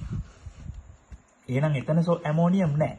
ප්‍රබල ඒවා දාන්න ඕනේ. ප්‍රබල තනුක හෝ සාන්ද්‍ර භස්ම දාන්න ඕනේ. එහෙනම් ප්‍රබල තනුක සාන්ද්‍ර භස්ම කියන්නේ මේ දෙක. දුබල තනුක භස්මයක් කිව්වොත් මේක. දුබල භස්ම කිව්වොත් මේ දෙක තමයි ප්‍රබල. ඒතර ප්‍රබල භස්මේ දාලා තමයි මේක පිට කරගෙන තියෙන්නේ. මම ප්‍රතික්‍රියාව ලියන්නම් උදාහරණයට.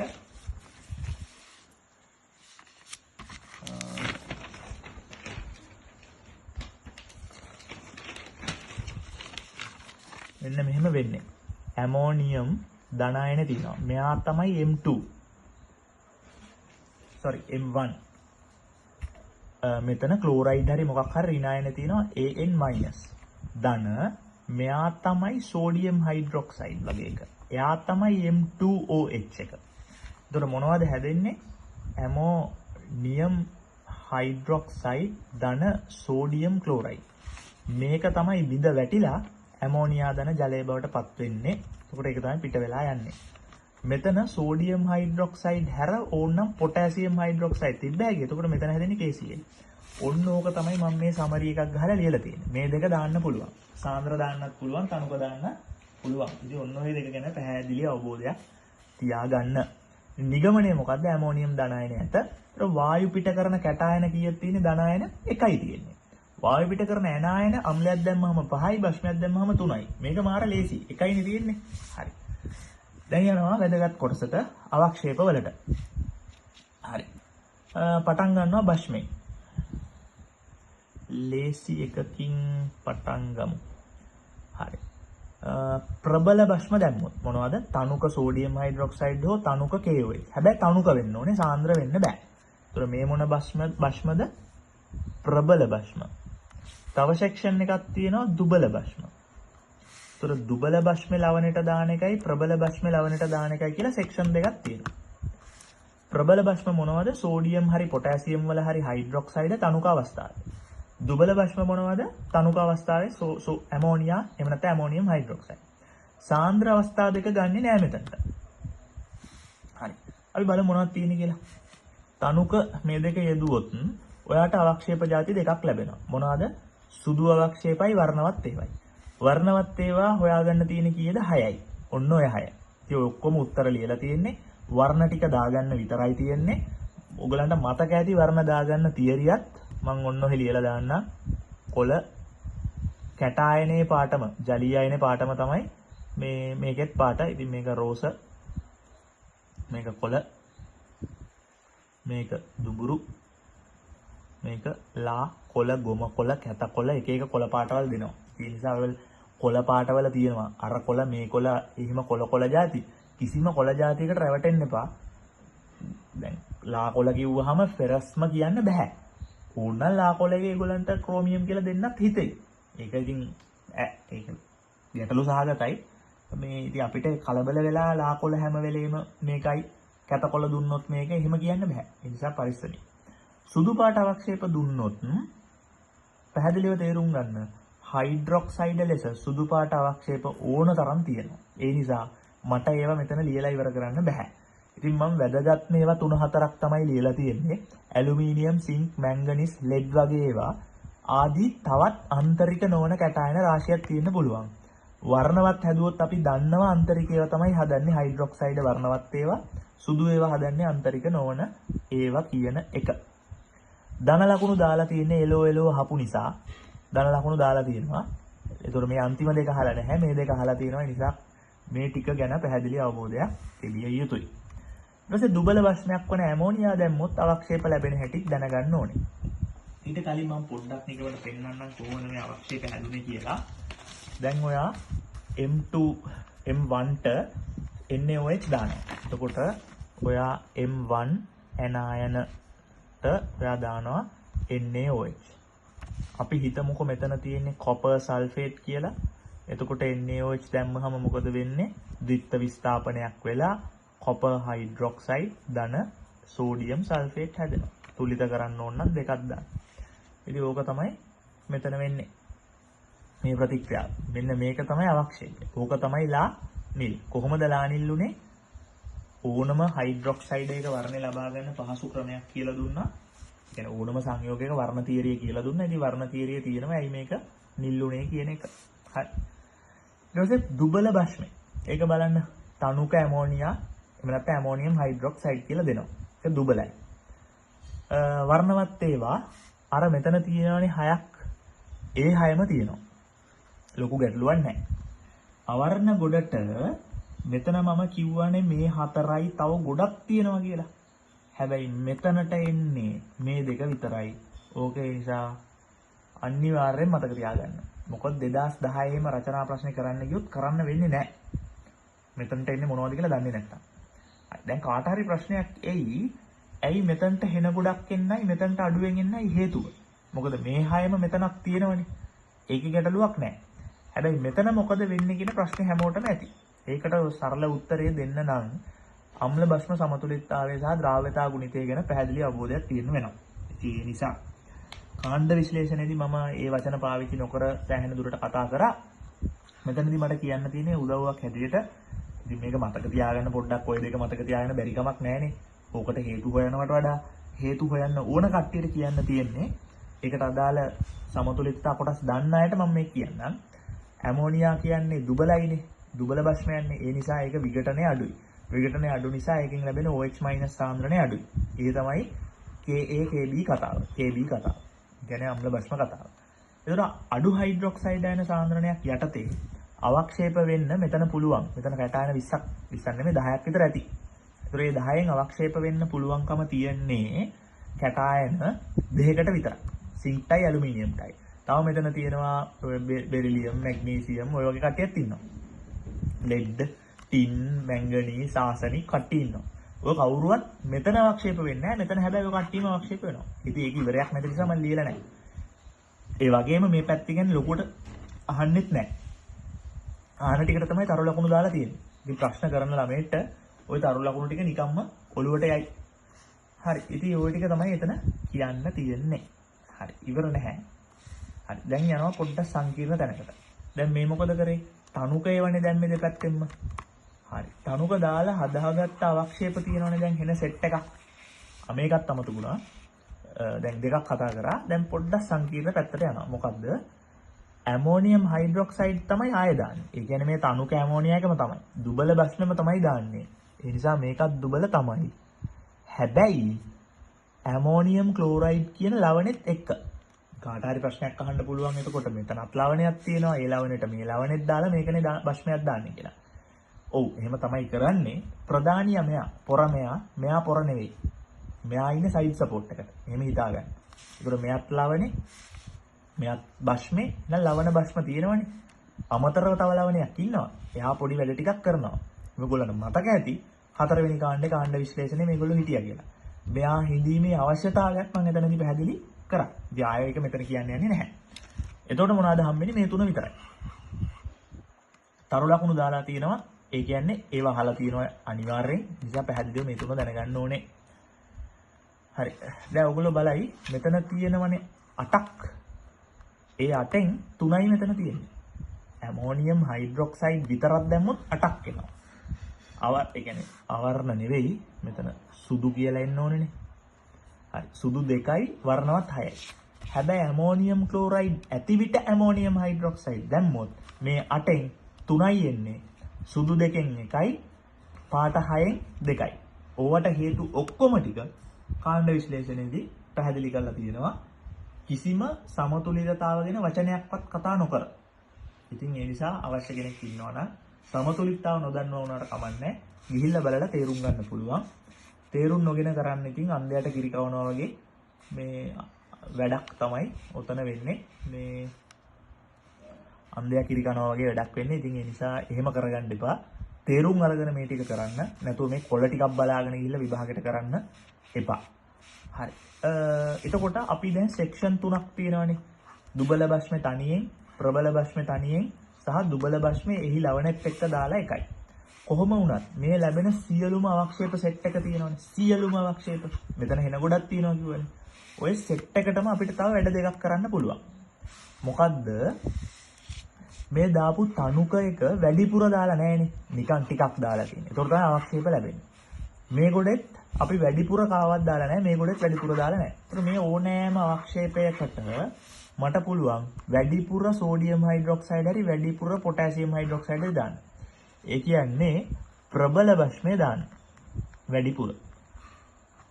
වැඩිපුර ප්‍රබල භෂ්ම හමුවේ කිසියම් හයිඩ්‍රොක්සයිඩයක් දිය වෙනවා නම් ඒ හයිඩ්‍රොක්සයිඩය දිය වෙන්නේ ඒ අවක්ෂේපෙ දිය වෙන්නේ ඒක උභයගුණි කැටායනයක් නම් විතරයි. හේතුව මොකද්ද? හයිඩ්‍රොක්සි සංකීර්ණ හදලා තමයි දිය වෙන්නේ. එහෙනම් මෙන්න තියෙනවා ඔක්කොම ටික. හයිඩ්‍රොක්සි සංකීර්ණ හදලා දිය වෙන උභයගුණි කැටායන 6. ඒකෙන් උභයගුණි ලෝහ 5ක් තිබුණනේ. ඒ ලෝහ පහේම කැටායන පහම උභයගුණි කැටායන. ඒවයෙන් හැදෙන හයිඩ්‍රොක්සි සංකීර්ණ පහම අවර්ණයි. ක්‍රෝමියම් කියන ලෝහයේ උභයගුණි නැහැ. හැබැයි ක්‍රෝමියම් ධන 3 කැටායනයේ උභයගුණි. මේවා ඉස්සර කලින් කියලා දුන්නා.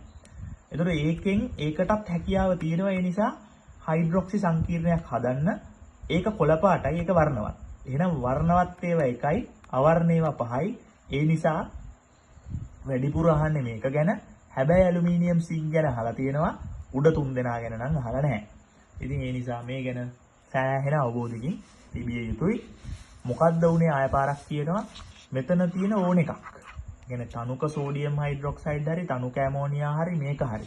දාලා ගත්ත ඕන හැකට ඒගොල්ලෝ ඊළඟට කරන්න පුළුවන් මේක. මොකද මම කිව්වා යම්කිසි අවක්ෂේපයක් ලැබුණොත් ඒකේ වර්ණය අනුව ඒක තවදුරටත් හඳුනා ගන්න බැරි නම් අපිට තවදුරටත් දෙවැනි පරීක්ෂාවක් කරන්න වෙනවා. මේ තියෙන්නේ දෙවැනි පරීක්ෂාව. ගොඩක් අය පුරුදු වෙලා ඇති තනුක සෝඩියම් හයිඩ්‍රොක්සයිඩ් දාලා ලැබෙන අවක්ෂේපයට වැඩිපුර සෝඩියම් හයිඩ්‍රොක්සයිඩ් දාන්න. එහෙම එකක් විභාගෙට නැහැ. විභාගෙට දෙන්න පුළුවන් තනුක ඇමෝනියා දාලා ලැබුණු සුදු අවක්ෂේපයට වැඩිපුර සෝඩියම් හයිඩ්‍රොක්සයිඩ් එකතු කළ විට එය දිය වී යයි කියලා. එතකොට උත්තරේ මේ දෙකෙන් එකක්. සුදු ඒවා මේක මේ දෙක එහෙනම් මෙතනට එනවා. ඒ නිසා ඔය ගැන සෑහෙන අවබෝධයක් තියෙන්න ඕනේ. එක්ක විභාගයට කියයි තනුක සෝඩියම් තනුක ඇමෝනියා යොදා ලැබුණු කොළ පැහැති අවක්ෂේපයට වැඩිපුර සෝඩියම් හයිඩ්‍රොක්සයිඩ් යෙදූ විට එය දිය උනි කියලා. එතකොට මේක එක්ක කියනවා කොළ පාට එකක් ලැබුණා නිකල් හයිඩ්‍රොක්සයිඩ්. ඒකට මේක දැම්මා එය දිය නොඋනි කියලා. එහෙනම් දිය නොවේ. එහෙනම් දිය නොවෙන්නේ කවුද? නිකල් වගේ ඒවා. Fe2+ ෆෙරස් හයිඩ්‍රොක්සයිඩ් උත් කොළ. එහෙනම් ඒකත් දිය වෙන්නේ නැහැ. එහෙනම් දිය නොවේ ගොඩට යන්නේ උභයගුණී නොවන කැටයන්. උභයගුණීව විතරයි මේ ගොඩට එන්නේ. ඒ නිසා මතක තියාගන්න තනුක සෝඩියම් හයිඩ්‍රොක්සයිඩ් දාලා වැඩිපුර දාන්න ඕනේ නැහැ.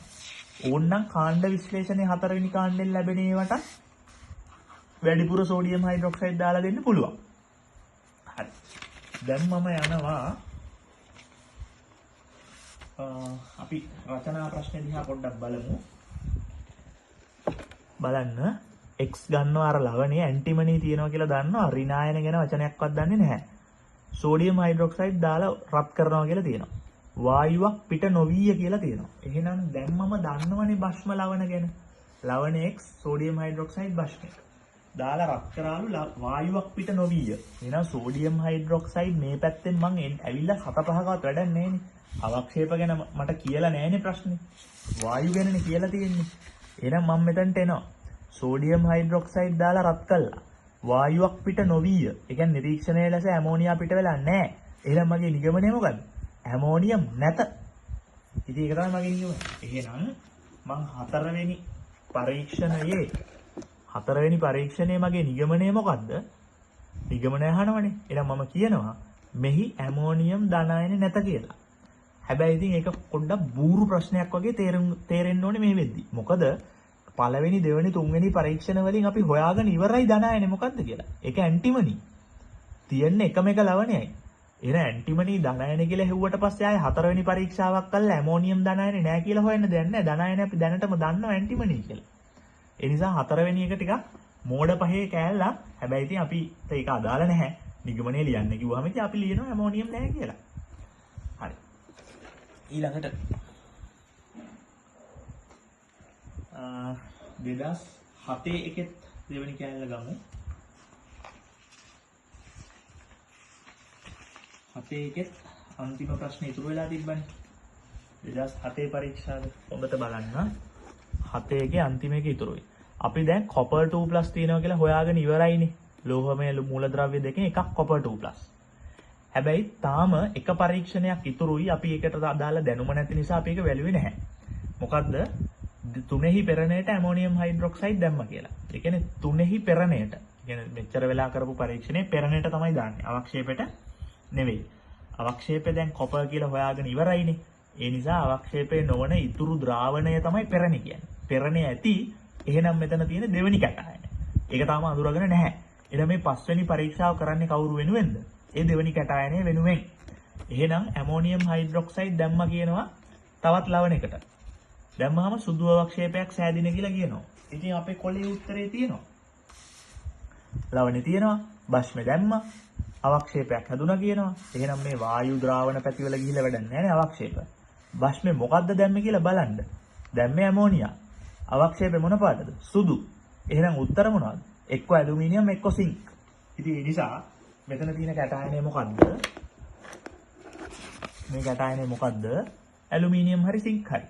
හැබැයි දැන් ඔයගොල්ලන්ට ප්‍රශ්නයක් එයි දැන් පරීක්ෂණය මෙතන ඉවරයි. තව පරීක්ෂණ නැහැ. එහෙනම් මේ සුදු අවක්ෂේපයේ ඇලුමිනියම්ද සිංක් කියලා අඳුනගන්න විදිහක් නැහැ. ඉතින් ඒ නිසා මේ අවුරුද්දේදී ඇලුමිනියම් සිංක් කියන උත්තර දෙකම මේකට පිළිගත්තා. ඕන ළමයට ඒ දෙකෙන් කැමති එකක් ලියලා එන්න පුළුවන්. එක්ක දක්ෂයෙක්ට ඕන නම් ලියලා එන්න පුළුවන්. දැන් ඔයගොල්ලෝ නම් දන්නවනේ මේ දෙකෙන් එකක් අඳුරගන්න විදිහක් නැහැ. ඉතින් ඔයගොල්ලන් ලියලා ආව හැකි ඇලුමිනියම් හෝ සිංක් ඇත. දෙකම ඇත කියන්න බෑ. මොකද කොපර්න එකක් කන්ෆර්ම් කරලා ඉවරයි. තියෙන්නේ දෙකයිලු. දෙකෙන් එකක් කොපර් නම් ඉතුරු එක මේ දෙකෙන් එකක් වෙන්න. දෙකම වෙන්න බෑ. ඉතින් මම හිතනවා අපි දැන් 2007 ප්‍රශ්නේ සම්පූර්ණයෙන්ම කරා. තනිකර කොලේ බලාගෙන උත්තර දුන්නේ. මහා ලොකු ගැඹුරු සිතුවිලි නැහැ. ඇල්ගොරිතම් එකක් තියෙන්නේ. ඔයා නෙවෙයි හිතන්නේ මම. මගේ මොලේ තමයි මේ තියෙන්නේ. ඒ මොලේ පාවිච්චි වෙන විදිහට තමයි ඔක්කොම ටික ලියලා තියෙන්නේ. හරි. අපි යනවා ඊළඟ කැලේට. මොකද්ද?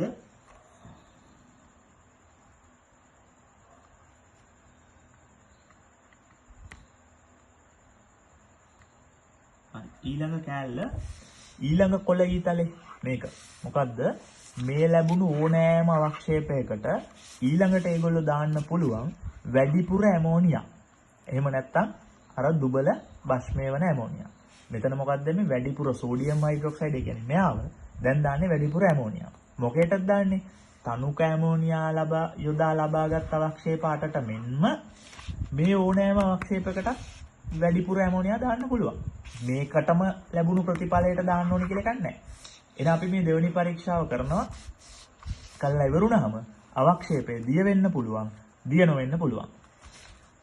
දිය වුණොත් අපි දන්නවා ඒකෙන් මොකද්ද තියෙන්නේ? ඇමෝනියා සංකීර්ණනේ හදන්නේ වැඩිපුර ඇමෝනියා දැම්මම. එහෙනම් දිය උනේ ඇයි? ඇමෝනියා සංකීර්ණේ හදන හින්දා. දැන් මේ සංකීර්ණ සෑදීම ගැන වෙනම වීඩියෝ එකක් කරලා තියෙනවා. ඉතින් ඒක බලලා නැත්නම් ඉතින් මේවා තේරෙන්නේ නැහැ. මට එතකොට ඒක අදාළත් නැහැ. හරි. ඇමෝනියා සංකීර්ණ හදනවා. හැදුවහම වර්ණවත් අවර්ණ. හරිද? එතකොට වර්ණවත් ඒවා ටික කීයද? 1 2 3 4යි. අවර්ණ ඒවා කීයද? 3යි. අවර්ණ පැත්ත ගැන ප්‍රශ්න අහන්නේ නැහැ. සිංක් ගැන නම් එකපාරක් අහලා තියෙන ඉඳ මම දන ලකුණ දාලා තියෙන එක අහලා තියෙන නිසා වර්ණවත් පැත්තෙත් කොබෝල්ට් ගැන නම් ධන 3 ගැන අහලා නැහැ. ඊටු ටික ගැන අහලා තියෙනවා.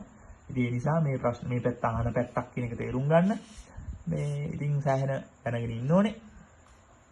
ඊට පස්සේ දිය නොවුනොත් අවක්ෂේපය ඒකේ තේරුම මොකද්ද? ඇමෝනියා සංකීර්ණ නොසාධන කැටායන ඇත. ඉතින් ඒවා ගොඩක් තියෙනවා. ඒ නිසා ඒවා වැඩක් නැහැ. විභාගයට දෙන්නේ හදන එකක් ගැන. ඒතකොට හදලා පාටක් කියයි, එක පාට මේ වර්ණවත් කියලා කියයි. ඉතින් ඔයාගේ නිගමන ටික මේ ටික. ඒ විදිහට තමයි වැඩේ යන්නේ. ඒකත් පැහැදිලි ඇති. දැන් අපි යනවා ද්‍රාවණ පැත්තට. හරි. ද්‍රාවණය කියන එකට. ද්‍රාවණයකට යනකොට ලවණයි භස්මයි ප්‍රතික්‍රියා කරලා ද්‍රාවණ හැදෙන්න පුළුවන්. හරි. හොඳට බලාගන්න මේක.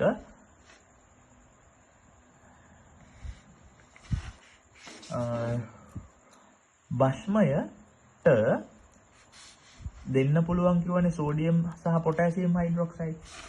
එහෙනම් අපි කියවනේ තනුක එක දාන්න කියලා. තනුක දැම්මොත් තමයි අවක්ෂේප දෙන්නේ. හැබැයි එකපාරටම හෙන ගහනවා වගේ තනුක නොදා සාන්ද්‍ර සෝඩියම් හයිඩ්‍රොක්සයිඩ් සාන්ද්‍ර පොටෑසියම් හයිඩ්‍රොක්සයිඩ් දාන්න පුළුවන්. එතකොට මේ විදිහට අවක්ෂේප ලැබෙන්නේ නැහැ. කෙලින්ම සංගත සංකීර්ණ සෑදීමක් සිද්ධ වෙනවා. ඒ කියන්නේ මේ වැඩිපුර කට්ටිය දාලා කරපු වැඩේම තමයි දැන් සාන්ද්‍ර දැම්මහම වෙන්නේ. ඒතර වැඩිපුර දැම්මහම දිය වෙලා සංගත සංකීර්ණ හැදුවේ මේ කට්ටියනේ. එහෙනම් සාන්ද්‍ර දැම්මහමත් ඒ නිරීක්ෂණම තමයි ලැබෙන්නේ. කොළ පාට එකක් දුන්නොත් ක්‍රෝමියම්, අවර්ණේව දුන්නොත් මේවා. අවර්ණේව දුන්නොත් ඇහැට පේන්නේ නැති නිසා මේවා අහන්නේ නැහැ. අහනවා නම් අහන්නේ මේක. ඉතින් මේ කෑල්ල රචනා වලට අහන්නේ නැහැ. සරලව කිව්වොත් සාන්ද්‍රේව දාලා එන ඒවා රචනා වලට අහන්නේ නැහැ. අවක්ෂේපයක් දීලා තමයි ඊළඟ ප්‍රශ්නේ අහන්නේ. එකපාරට ද්‍රාවණයකින් ප්‍රශ්නේ පටන් ගන්නේ නැහැ. ඒ නිසා මේ කෑල්ල ලොකු වැදගත්කමක් නැහැ. හැබැයි අවබෝධයක් තියෙන්න ඕන නිසා තමයි මේක මම දාලා තියෙන්නේ. මෙතනත් එහෙමයි. එකපාරටම හෙන ගහනවා වගේ තනුක ඇමෝනියා නොදා සාන්ද්‍ර ඇමෝනියා දාන්න පුළුවන්. එතකොට මොකද වෙන්නේ? තනුක ඇමෝනියා එකට වැඩිපුර ඇමෝනියා දාලා තනුක ඇමෝනියා හරි මොනවා හරි දාලා හැදිච්ච හයිඩ්‍රොක්සයිඩ් අවක්ෂේප වලටනේ අපි වැඩිපුර ඇමෝනියා දැම්මේ. දැම්මහම ඒවා දිය වෙලා අවක්ෂේප දිය වෙලා ඇමීන් සංකීර්ණ හැදුවා. සමහරු හැදුවේ නැහැ, දිය උනේ නැහැ. සමහරු දිය වෙලා අවක්ෂේප දිය වෙලා හැදුවා සංකීර්ණ.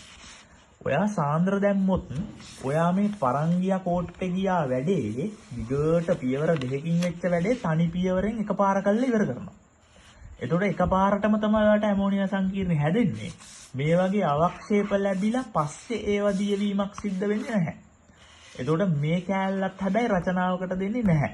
සාන්ද්‍ර ඇමෝනියා එකපාර දැමීමක් රචනාවට දෙන්නේ නැහැ. MCQ එකකට නම් දෙන්න පුළුවන්. ඒ නිසා රචනාවකට මේ පාර වැදගත් නැහැ. මේ පාරත් වැදගත් නැහැ. අර යටින් එන පාරවල් ටික තමයි වැදගත් කියන එක තේරුම් ගත යුතුයි. ඊළඟට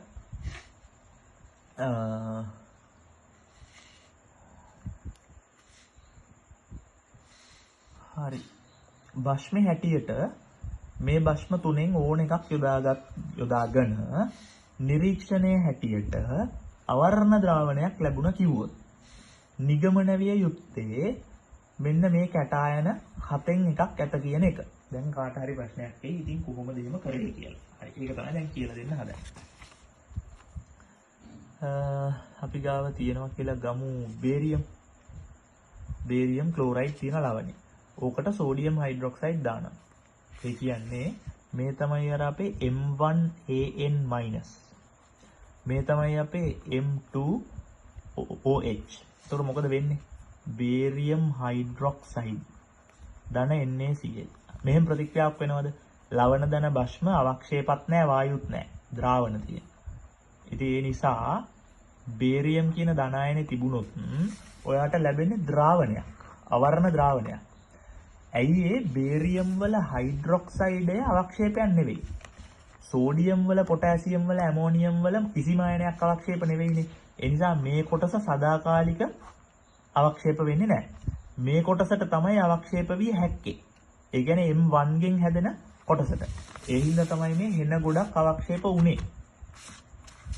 හැබැයි M1 ඇතුලේ lithium, sodium, potassium, රුබීඩියම්, සීසියම්, ammonium, barium කියන අයන හත තිබුණොත් මේ අයන හතෙන් එකකට මෙන්න මේ කියන භස්ම තුනෙන් ඕන එකක් යෙදුවොත් ඔයාට මෙලෝ දෙයක් පේන්නේ නැහැ. අවර්ණ ද්‍රාවණ. ඉතින් ඒ නිසා විභාගෙට මේ වගේ එකක් අහන්න තියෙන ඉඩ අඩුයි. සරලව කිව්වොත් එහෙනම් ද්‍රාවණ සෙක්ෂන් එකෙන් මේ කොටස විභාගෙට රචනාවට අහන්නෙත් නැහැ. මේ කොටස අහන්නෙත් නැහැ. මේ කොටස අහන්නෙත් නැහැ. අහන්නේ අවක්ෂේප සහ එලෝ අහනවා. ඊට පස්සේ තියෙන මේ කොටස් දෙක. ඉතින් ඔය රෝස පාටින් ලියලා තියෙන ටික විතරයි වැදගත්. රතු පාටින් ලියලා තියෙන කෑලි වැදගත් නැහැ. ඔච්චරයි කියන්න තියෙන්නේ. සියල්ලම ඔය සම්බන්ධයෙන් දැනුත් රචනා ප්‍රශ්න කරන්න බැරි නම් මේ මම දන්නේ නැහැ කොහොමද කරන්න ඕනේ කියන එක. හරි. මම හිතනවා අතරම හැමෝටම පුළුවන් වෙයි කියලා. මොකද ඕගනික් වලටත් වඩා සරලයි මේක. මේ අවසාන වශයෙන් පොඩි එකක් අර 2006 ප්‍රශ්නේ 5 වෙනි එක කතා කරේ නැහැනේ. හරි. ඒකට ඔයගොල්ලෝ හොඳට බලන්න X තියෙනවා, ඇන්ටිමනි තියෙනවා, ඍණායනයක් එක්ක සෝඩියම් හයිඩ්‍රොක්සයිඩ් තියෙනවා, ඇලුමිනියම් තියෙනවා. එනේ මාක් තියෙන්නේ. දැන් මේවා ලැජ්ජ නැතුව ලියන්න. ගොඩක් කට්ටිය මේවා ලියන්නේ නැහැ. ලිව්වේ නැති වුණොත් ඉතින් හොම්බෙන් තමයි යන්න වෙන්නේ. ඇන්ටිමනි. ඔය ඍණායන තියෙනවා, ඒක අපි දන්නේ නැහැ. සෝඩියම් හයිඩ්‍රොක්සයිඩ් තියෙනවා, ඇලුමිනියම් තියෙනවා. දැන් මේ ප්‍රතික්‍රියාව කොහේ හරි දැකලා තියෙනවද? ඔව්. මේ ප්‍රතික්‍රියාව දැකලා තියෙන අය දැකලා ඇති. මේක මම ඉගෙනුවේ විශේෂ ප්‍රතික්‍රියා වීඩියෝ එකේ. 13ක් තිබ්බනේ. ඒ 13න් කැටායන හඳුනගන්න 7ක් අහනවා, ඇනායන හඳුනගන්න 6ක් අහනවා. එහෙනම් මේ තියෙන්නේ ඇනායන හඳුනගන්න එකක්. මේ තියෙන ඇනායනය ඒගොල්ලෝ කියනවා මොනවා කරා කියලාද? ඇමෝනියා පිට විය කියලා. එහෙනම් මේකේ ඇමෝනියා ලැබෙනවා.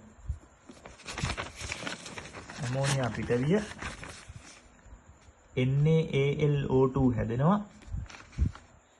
ඇන්ටිමනිත් තියෙනවා. මෙතන තියෙන අයනේ මොකද්ද? නයිට්‍රේට්. එතකොට ඒකේ මං විශේෂ ප්‍රතික්‍රියා වීඩියෝ එකේදී කිව්වා නයිට්‍රේට් අයනේ තියෙන තැනකට සෝඩියම් හයිඩ්‍රොක්සයිඩ් හරි වෙනත් ප්‍රබල භස්මයක් හරි ඇලුමිනියම් ලෝහෙත් එක්ක යෙදුවොත් නයිට්‍රේට් අයනේ ඔක්සික හරණය වෙනවා ඍණ 3 දක්වාම NaAlO2 හැදෙනවා කියලා. ඉතින් ඕක තමයි තේරුම් ගත යුත්තේ වැඩේ ගොඩ. ඒකෙන් අපි තේරුම් ගත්තා. ඔය තියෙන්නේ මොකද්ද? ඇන්ටිමනි නයිට්‍රේට් කියලා. SbNO3 ත්‍රයිස්. ඕක තමයි තියෙන්නේ. ඇනායන හඳුනා ගැනීම ගැන මම ඉස්සරහට වෙනමම කතා කරනවා. එතකොට අපිට ඕක ගැන වෙනම බලන්න පුළුවන්. මම යනවා 2019 රචනාවට 2016 17 18 19 අවුරුදු 4ම රචනා දෙන ක්‍රමයේ පොඩි වෙනසක් කරලා තියෙනවා. ඒවා මම මේ කතා කරපු 2006 7 ප්‍රශ්න වලට වඩා ලේසි. ඒක ඔප්පු කරන්න තමයි යන්නේ. ඒ නිසා හරිම ස්ට්‍රේට් ෆෝවර්ඩ් ඍජුව ප්‍රශ්න දෙන්නේ දැන්. 2006 7 ඒවටත් වඩා ලේසි ඒවා දෙන්නේ. මම පෙන්නන්නම් කොහොමද දීලා තියෙන්නේ කියලා.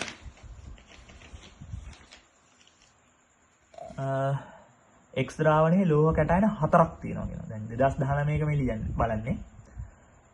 X කුඩා කොටසකට HCl දානවා කියලා කියනවා. අවක්ෂේපයක් නොමැත. එහෙනම් මම මොකද කරන්න ඕනේ? තියෙන්නේ ලවණනේ. ද්‍රාවණයේ ලෝහ කැටයන 4ක් තියෙනවා කියන්නේ ලෝහ ඇනායන 4කුත් ඇති. ඒක දීලා නැත්තේ ප්‍රශ්නට අදාළ නැති හින්දා කැටයන තියෙනවා කියන්නේ ලවණ 4ක්. ලවණ වලට අම්ලනේ. ඉතින් මම බලනවා මගේ ලවණ අම්ල කොලේ. HCl නේ මගේ අම්ලේ. දාලා තියෙන්නේ. එහෙනම් මම බලනවා කාණ්ඩ විශ්ලේෂණය. මේ තුන තියෙන්න ඕනේ. පැහැදිලිව කියලා තියෙනවා අවක්ෂේපයක් නැත කියලා. හැබැයි මතක තියාගන්න HCl තියෙද්දි වර්ණවත් ද්‍රාවණ හැදෙන්න පුළුවන්. HCl තියෙද්දි වායු පිට වෙන්න පුළුවන්. ඒව ගැන ඒගොල්ලෝ ඇඩ්‍රස් කරලා නැහැනේ. ඒව ගැන වචනයක්වත් කියලා නැහැනේ. ඉතින් මම ඒව ගැන ලියන්නේ නැහැ. එහෙනම් මට තියෙන්නේ මෙතන lead 2+ නැහැ. මොනවද නැත්තේ? silver+ නැහැ. Hg+ නැහැ. ඔච්චරයි මගේ නිගමනය. ඊට පස්සේ කියනවා ඉහත එකෙහි ලැබෙන ද්‍රාවණය තුලින් H2S. X ට නෙවෙයි දාන්නේ. X ට HCl යොදා ලැබුණු ද්‍රාවණයට H2S. එහෙනම් මොකද්ද දෙවෙනි කාණ්ඩය? HCl H2S. ඕක තමයි බලන්න තියෙන්නේ. හරි මොනවද ලැබුණා කියන්නේ? කළු. එහෙනම් ඉතින් දැන් පුදුම කරුණ යන්නේ. ඇයි කළු ආවොත් කළු ඒවා 4ක් තියෙනවනේ. ඉතින් ග්ලේසියෙන් ගැලවෙන්න බෑ. හරි. ඒ කළු අවක්ෂේපේ P1ලු. හරි. අපි බලමු අපිට උදව්වක් ගන්න පුළුවන් වෙයිද කියලා. අපි යනවා එහෙනම් P1 ගැන P1ට කරපු දේවල්. දැන් P1 කළු නිසා අපිට අපි දන්නේ නැහැනේ මොකද්ද කියලා. කළු ඒවා 4ක් තියෙනවා. එහෙනම් මට මොන හරි උදව්වක් එපැයි. ඒ නිසා ඒගොල්ලෝ මට උදව් කරනවා. මොනවා කියලාද? මේ P ව වෙන් කළා මෙතන P ගැන විස්තර කරනවා. උණුසුම් තනුක නයිට්‍රික් P1 ද්‍රවණය කර. ඇයි ද්‍රවණය කරන්නේ? මම කිව්වා ඕනම දෙයක් අවක්ෂේපයක් තව දුරටත් හඳුනා ගන්න අවශ්‍ය නම් මේ වගේ. අපි ඒක දිය කරගන්න ඕනේ වතුරේ. මේවා වතුරේ දිය වෙන්නේ නැහැ. ඒ නිසා වතුරේ දිය කරන්න නම් අනිවාර්යෙන් අම්ලයක් දාන්න ඕනේ. ඉතින් ඒ නිසා තමයි මේ ද්‍රවණය කර කියන වචන තියෙන්නේ. ඒ නිසා මේ අම්ල අරකේ ද්‍රවණය කර මේකේ ද්‍රවණය කර තිබ්බට අපිට අදාළ නැහැ. ඕන්නෝහේ ද්‍රවණය කරගත්තා කියලා අපි හිත හදා ගන්නවා. අපිට වැදගත් ද්‍රවණය කර වැඩිපුර සාන්ද්‍ර ඇමෝනියම් හයිඩ්‍රොක්සයිඩ් එකතු කරන ලදී. අන්න එහෙනම් අපිට ඕන වෙනවා අනිත් ඇල්ගොරිතම් එක. මොකටද? වැඩිපුර ඇමෝනියා දාලා තියෙනවා. වැඩිපුර ඇමෝනියා දාලා තියෙනවා. එතකොට දාලා තිබුණාම මොනවද වෙලා තියෙන්නේ? තද නිල් පැහැති ද්‍රාවණයක් ලැබුණි. හරි. එහෙනම් අපි ඇමෝනියා සංකීර්ණ වලට යන්න වෙනවා. මෙන්න ඇමෝනියා සංකීර්ණ. දැන් මෙහෙන්න ආවේ වැඩිපුර ඇමෝනියා. මෙහෙම යන්නේ. දිය වේ කියලා තියෙන්නේ. ද්‍රාවණයක් හැදුනි කියලා තියෙන්නේ. එහෙනම් ඇමෝනියා සංකීර්ණ හදන හින්දා ද්‍රාවණය හදන්නේ. තද නිල් වර්ණේ තියෙනවා. තද නිල් කරුමෙට 2යි. නිකලුයි කොපයි 2 මොට්ටුයි. දැන් අපිට හිතෙනවා අනේ දැන් අපරාධනේ වැඩේ අවුල්නේ කියලා. අවුලක් නැහැ. මොකද අපි දැන් උත්තර ගොඩේ නිකල් නැහැනේ. කළු පැහැති අවක්ෂේප ගොඩේ හිටියේ කවුද? කළු පැහැති අවක්ෂේප ගොඩේ හිටියේ copper lead bismuth Hg. ඔච්චර හිටියේ නිකල් නැහැනේ ඕකේ. ඉතින් එතකොට අපිට සැක කටයුතු කෙනෙක්ට ඉන්නේ copper විතරයි. ඉතින් ඒ නිසා copper තමයි මේ තියෙන්නේ. නිකල් අදාළම නැහැ ප්‍රශ්නෙට. ඉතින් ඔන්න ඔය විදිහට ඒක ගොඩ දාන්න පුළුවන්. හරි. අපි යන් ඊළඟ කොටසට. P1 පෙරා වෙන් කරන ලදී. එයාගෙන් වැඩක් නැහැ. පයින් ගාලා විසි කරා. H2S ඉවත් කිරීම සඳහා පෙරණේ නටවා සිසිල් කර ඇමෝනියම් හයිඩ්‍රොක්සයිඩ් ඇමෝනියම් ක්ලෝරයිඩ් එකතු කරන ලදී. H2S නටවලා ඉවත් කරන්නේ ඇයි කියන එක පවා මේකේ අහලා තියෙනවා. මට මතක විදිහට. ඉතින් ඒවට මම හේතු ඔක්කොම කියලා දීලා ඇති. ඒවා මෙතන කියන්න යන්නේ නැහැ. ඇමෝනියම් ක්ලෝරයිඩ් ඇමෝනියම් හයිඩ්‍රොක්සයිඩ් දැම්ම කියන්නේ මෙන්න බෂ්මේ දාලා. හැබැයි සගයක් වන ලවණෙත් එක්ක. එහෙම එකක් අපේ රූපේ තිබුණා. කාණ්ඩ විශ්ලේෂණයේ ඇමෝනියම් ක්ලෝරයිඩ් ඇති විට ඇමෝනියම් හයිඩ්‍රොක්සයිඩ් අවක්ෂේප 3ක් තියෙනවා. බලමු අවක්ෂේපේ පාට දීලාද කියලා. අන්න දීලා කොළ. P2 කොළ. එහෙනම් කොළ කවුද? ක්‍රෝමියම්. ඉතින් අපි අඳුරගෙන ඉවරයි. ආයෙ මොකක්වත් කරන්න ඕනේ නැහැ. හැබැයි අපිට ඉතින් වද දෙනවා තව. මේකත් අපිට කියන්න කියලා වද දෙනවා. මොකක් කියලාද? කොළ පැහැති අවක්ෂේපේ P2 තව මොනවදෝ කරලා තියෙනවා ඒකට. P2ට වැඩිපුර තනුක සෝඩියම් හයිඩ්‍රොක්සයිඩ් එක් කර පසුව H2O2 සමග රත් කරන ලදී කියලා තියෙනවා. ඉතින් ඒ නිසා ක්‍රෝමියම් හයිඩ්‍රොක්සයිඩ්ට වැඩිපුර තනුක සෝඩියම් හයිඩ්‍රොක්සයිඩ් දාලා පසුව H2O2 දාලා රත් කරලා තියෙනවා. කහ පැහැති ද්‍රාවණයක්. දැන් මේක කොහෙද තියෙන්නේ? දැන් කට්ටිය කල්පනා කරා යා සෝඩියම් හයිඩ්‍රොක්සයිඩ් තියෙනවනේ ඒ නිසා මේ සෝඩියම් හයිඩ්‍රොක්සයිඩ් එකේ බැලුවහම උත්තර හම්බෙයි කියලා. මෙහෙම. එතන තියෙන අවක්ෂේප. මෙතන තියෙන්නේ මොකද්ද? කහ පැහැති ද්‍රාවණයක්. අනේ එහෙනම් මෙතන ඇතිනේ කියලා හිත හදාගෙන එතන බලයි. ද්‍රාවණය ඇතුලේ තියෙන්නේ කියලා. නිරීක්ෂණය ඇතුලේ කහ පැහැයක් තියා මොන පැහැයක්වත් නැහැ. හරි. දැන් ඕගොල්ලන්ට කොහෙද වැරදුනේ කියන එක මම පැහැදිලි කරන්න කියලා. මෙහෙමයි මෙතනයි වැරදුනේ. H2O2 කතාවක් නැහැනේ මෙතන. මං දීපු ඇල්ගොරිතම් ඇතුලේ H2O2 නැහැ. එහෙනම් වැරදුනේ ප්‍රධාන වශයෙන් වරදින්න හේතුව විශේෂ ප්‍රතික්‍රියා වීඩියෝ එක නොබැලීම. මම කිව්වා මෙන්න මේ ෆයිනල් ඇල්ගොරිතම් එක සරල කරපු එක. මේ තුන කරාට පස්සේ තව එක එක ඒවා කරනවා කියලා. එහෙනම් විශේෂ ප්‍රතික්‍රියා 13න් 7ක් එහෙම නැත්නම් 13න් 6ක්. 6ක් තියෙනවා ඇනායන 7ක් තියෙනවා කැටායන. එහෙනම් අන්න ඒකක් නෙවෙයිද තව දුරටත් පරීක්ෂාවෙන් මේ කරන්නේ. ඒකක් නෙවෙයිද මේ තියෙන්නේ විශේෂ පරීක්ෂණ ගොඩේ. ක්‍රෝමියම් ධන 3ට හයිඩ්‍රොක්සයිඩ් සෝඩියම් හයිඩ්‍රොක්සයිඩ් H2O2 ක්‍රෝමේට්. ක්‍රෝමේට් මොන පාටද? කහ. එහෙනම් ක්‍රෝමියම් ධන 3 ක්‍රෝමියම් හයිඩ්‍රොක්සයිඩ් තිබ්බ තැනට තමයි වැඩිපුර සෝඩියම් හයිඩ්‍රොක්සයිඩ් දාලා H2O2 දාලා තියෙන්නේ. එතකොට තමයි කහ පැහැති ද්‍රාවණය ලැබෙන්නේ. ඊළඟට ඒ ලැබෙන ද්‍රාවණයට තනුක සල්ෆියුරික් දාලා තැඹිලි පාට වුණාලු. එහෙනම් ඒ මොකද්ද කියලා බලන්න බෑ. ඒකත් කොහෙද තියෙන්නේ? ඒකත් විශේෂ ප්‍රතික්‍රියා ගොඩේ මේ තනුක සල්ෆියුරික් කියන්නේ H+ දාලා ක්‍රෝමේට් එකට මේ හැදිච්ච ක්‍රෝමේට් එකට H+ දාලා ඩයික්‍රෝමේට් හදලා. ඒතර ඒක තමයි මේ තියෙන්නේ. ඒ නිසායි මම කිව්වේ ඔයාට තනිකරම ওই රූපෙන් ගන්න බෑ. 1 2 3 විතරයි ওই රූපෙන් විසඳන්න පුළුවන්. එතනින් පස්සේ තියෙනවා විසඳන්න සමහර විට 4 5 6 7 8 ඕන වෙන්න පුළුවන්. දැන් මෙතනදී ඔයා දකින්න ඇති මේ ප්‍රතික්‍රියා දෙකම විසඳ ගන්න අපිට ඕන උනේ විශේෂ ප්‍රතික්‍රියා 7න් 2ක්. හරි. ඊළඟට මම යනවා ඊළඟ කැලේට. පෙරා වෙන් කර පෙරණය තුලින් H2S බුබුලණය කරන ලදී. සුදු පැහැති අවක්ෂේපයක්. P2 පෙරා වෙන් කර H2S. එහෙනම් දැන් මොකද්ද? ආයේ H2S දාලානේ. එහෙනම් මට ආයේ අම්ල එකට යන්න වෙනවා. එහෙනම් මම යනවා අම්ලයකට. අම්ලේ H2S. හැබැයි දැන් කොහෙද මේ H2S දැම්මේ? ඇමෝනියම් ක්ලෝරයිඩ් ඇමෝනියම් හයිඩ්‍රොක්සයිඩ් දාලා හැදිච්ච ද්‍රාවණයට තමයි H2S දාලා තියෙන්නේ. එහෙනම් අපි ඉන්නේ කොහෙද? මේ දෙක ඉන්න තැනට තමයි H2S. එහෙනම් මෙන්න නිරීක්ෂණ ටික. බලමු ඒගොල්ලෝ මොනවද කියලා තියෙන්නේ? සුදු එකක්. එහෙනම් කිසි ගින්නක් නැහැනේ. සුදු ඒවා එකයිනේ තියෙන්නේ සිංක් සල්ෆයිඩ්. එහෙනම් තිබිච්ච කැටායනේ තමයි සිංක්. එහෙනම් P3. දැන් ඔගේ තව අඳුරගන්න මොකුත් තියෙනවද? නෑනේ. හැබැයි ඉතින් අඳුරගන්න කියලා කියනවා. ඉතින් ඒකට කරන්න දෙයක් නැහැ. ඒ ටික බලලා උත්තරේ හොයන්න ඕනේ. මොනවද කියන්නේ? සිංක් සල්ෆයිඩ් තනුක HCl ද්‍රවණය කර. ඇයි ඕන අවක්ෂේපයක් සාමාන්‍යයෙන් අම්ලයක දිය කරනවා දෙවනි පරීක්ෂාවට ඒක ලක් කරන්න පෙර. එහෙනම් දිය කරා. ඒක අපිට වැඩක් නැහැ. එහෙනම් මේ මුල් වචන 4-5ම මේ ප්‍රශ්නට අදාළ නැහැ. තනුක සෝඩියම් හයිඩ්‍රොක්සයිඩ් ක්‍රමයෙන් එක් කරන ලදී සුදු පැහැති අවක්ෂේපයක්. එහෙනම් දැන් කොහෙන්ද ඒක ගන්නෙ? ආයේ සෝඩියම් හයිඩ්‍රොක්සයිඩ්. ඒ කියන්නේ අපේ භස්ම ඇල්ගොරිතම් එක ඕනේ. ලවණ දන භස්ම. එහෙනම් සිංක් තියෙනවා සිංක් සල්ෆයිඩ් සෝඩියම් හයිඩ්‍රොක්සයිඩ්. එතකොට කොහෙටද යන්නේ? සිංක් හයිඩ්‍රොක්සයිඩ් එක හැදෙනවා. ඒක තමයි සුදු. ඉවර නෑ. ඊට පස්සේ කියනවා තනුක සෝඩියම් හයිඩ්‍රොක්සයිඩ් තව දුරටත් එක් කරන ලදී අවර්ණ ද්‍රාවණයක් දෙමින් ද්‍රවණය විය. ඒ කියන්නේ මොකද්ද? අර වැඩිපුර. තව දුරටත් කියන්නේ වැඩිපුරනේ. එහෙනම් මේ හැදිච්ච සිංක් හයිඩ්‍රොක්සයිඩ් අවක්ෂේපෙට වැඩිපුර සෝඩියම් හයිඩ්‍රොක්සයිඩ් දාද්දී අවර්ණ ද්‍රාවණයක් දිය වේ කියලා කියනවා. අවර්ණ කියලා කියනවා. ඉතින් කවුද? සිංක්. එතන තිබ්බ සිංක් හයිඩ්‍රොක්සයිඩ් එක දැන් මෙතනට එනවා. හරි. ඔච්චරයි. අවසාන එක. H2S ඉවත් කිරීම සඳහා පෙරණය නටවා සිසිල් කර H2S ඉවත් කරන්නේ ඇයි කතන්දර ටික කිව්වා. අන්න මොකද්ද ප්‍රතිකාරකය? Ammonium carbonate. හරි. දැන් පොඩි අවුලක් තියෙනවා. මොකද්ද? ඇමෝනියම් කාබනේට් කිසිම තැනක මම කතා කළේ නැති ප්‍රතිකාරකයක්. මේ මොකද්ද? අම්ලෙකුත් නෙවෙයි, බෂ්මෙකුත් නෙවෙයි, ජලයක් නෙවෙයි. මේක ලවණයක්. එහෙනම් අපි මොකද්ද මේ කරලා තියෙන්නේ? ලවණ දන ලවණ. ඒ කියන්නේ මම කතා කරපු නැති එක. ඒ කියන්නේ පස්වෙනි කාණ්ඩය කියලා ඕගලන්ට ඕන නම් මතක් කරගන්න පුළුවන් කාණ්ඩ විශ්ලේෂණය. කැටායන විශ්ලේෂණයේ පස්වෙනි කාණ්ඩය. තමයි ඇමෝනියම් කාබනේට් ප්‍රතිකාරකේ උනේ. ඉතින් ඒ වගේ ලවණ ප්‍රතික්‍රියා වෙන එකම අවස්ථාවක්වත් මම අද දවසේ කතා කරේ නැහැ.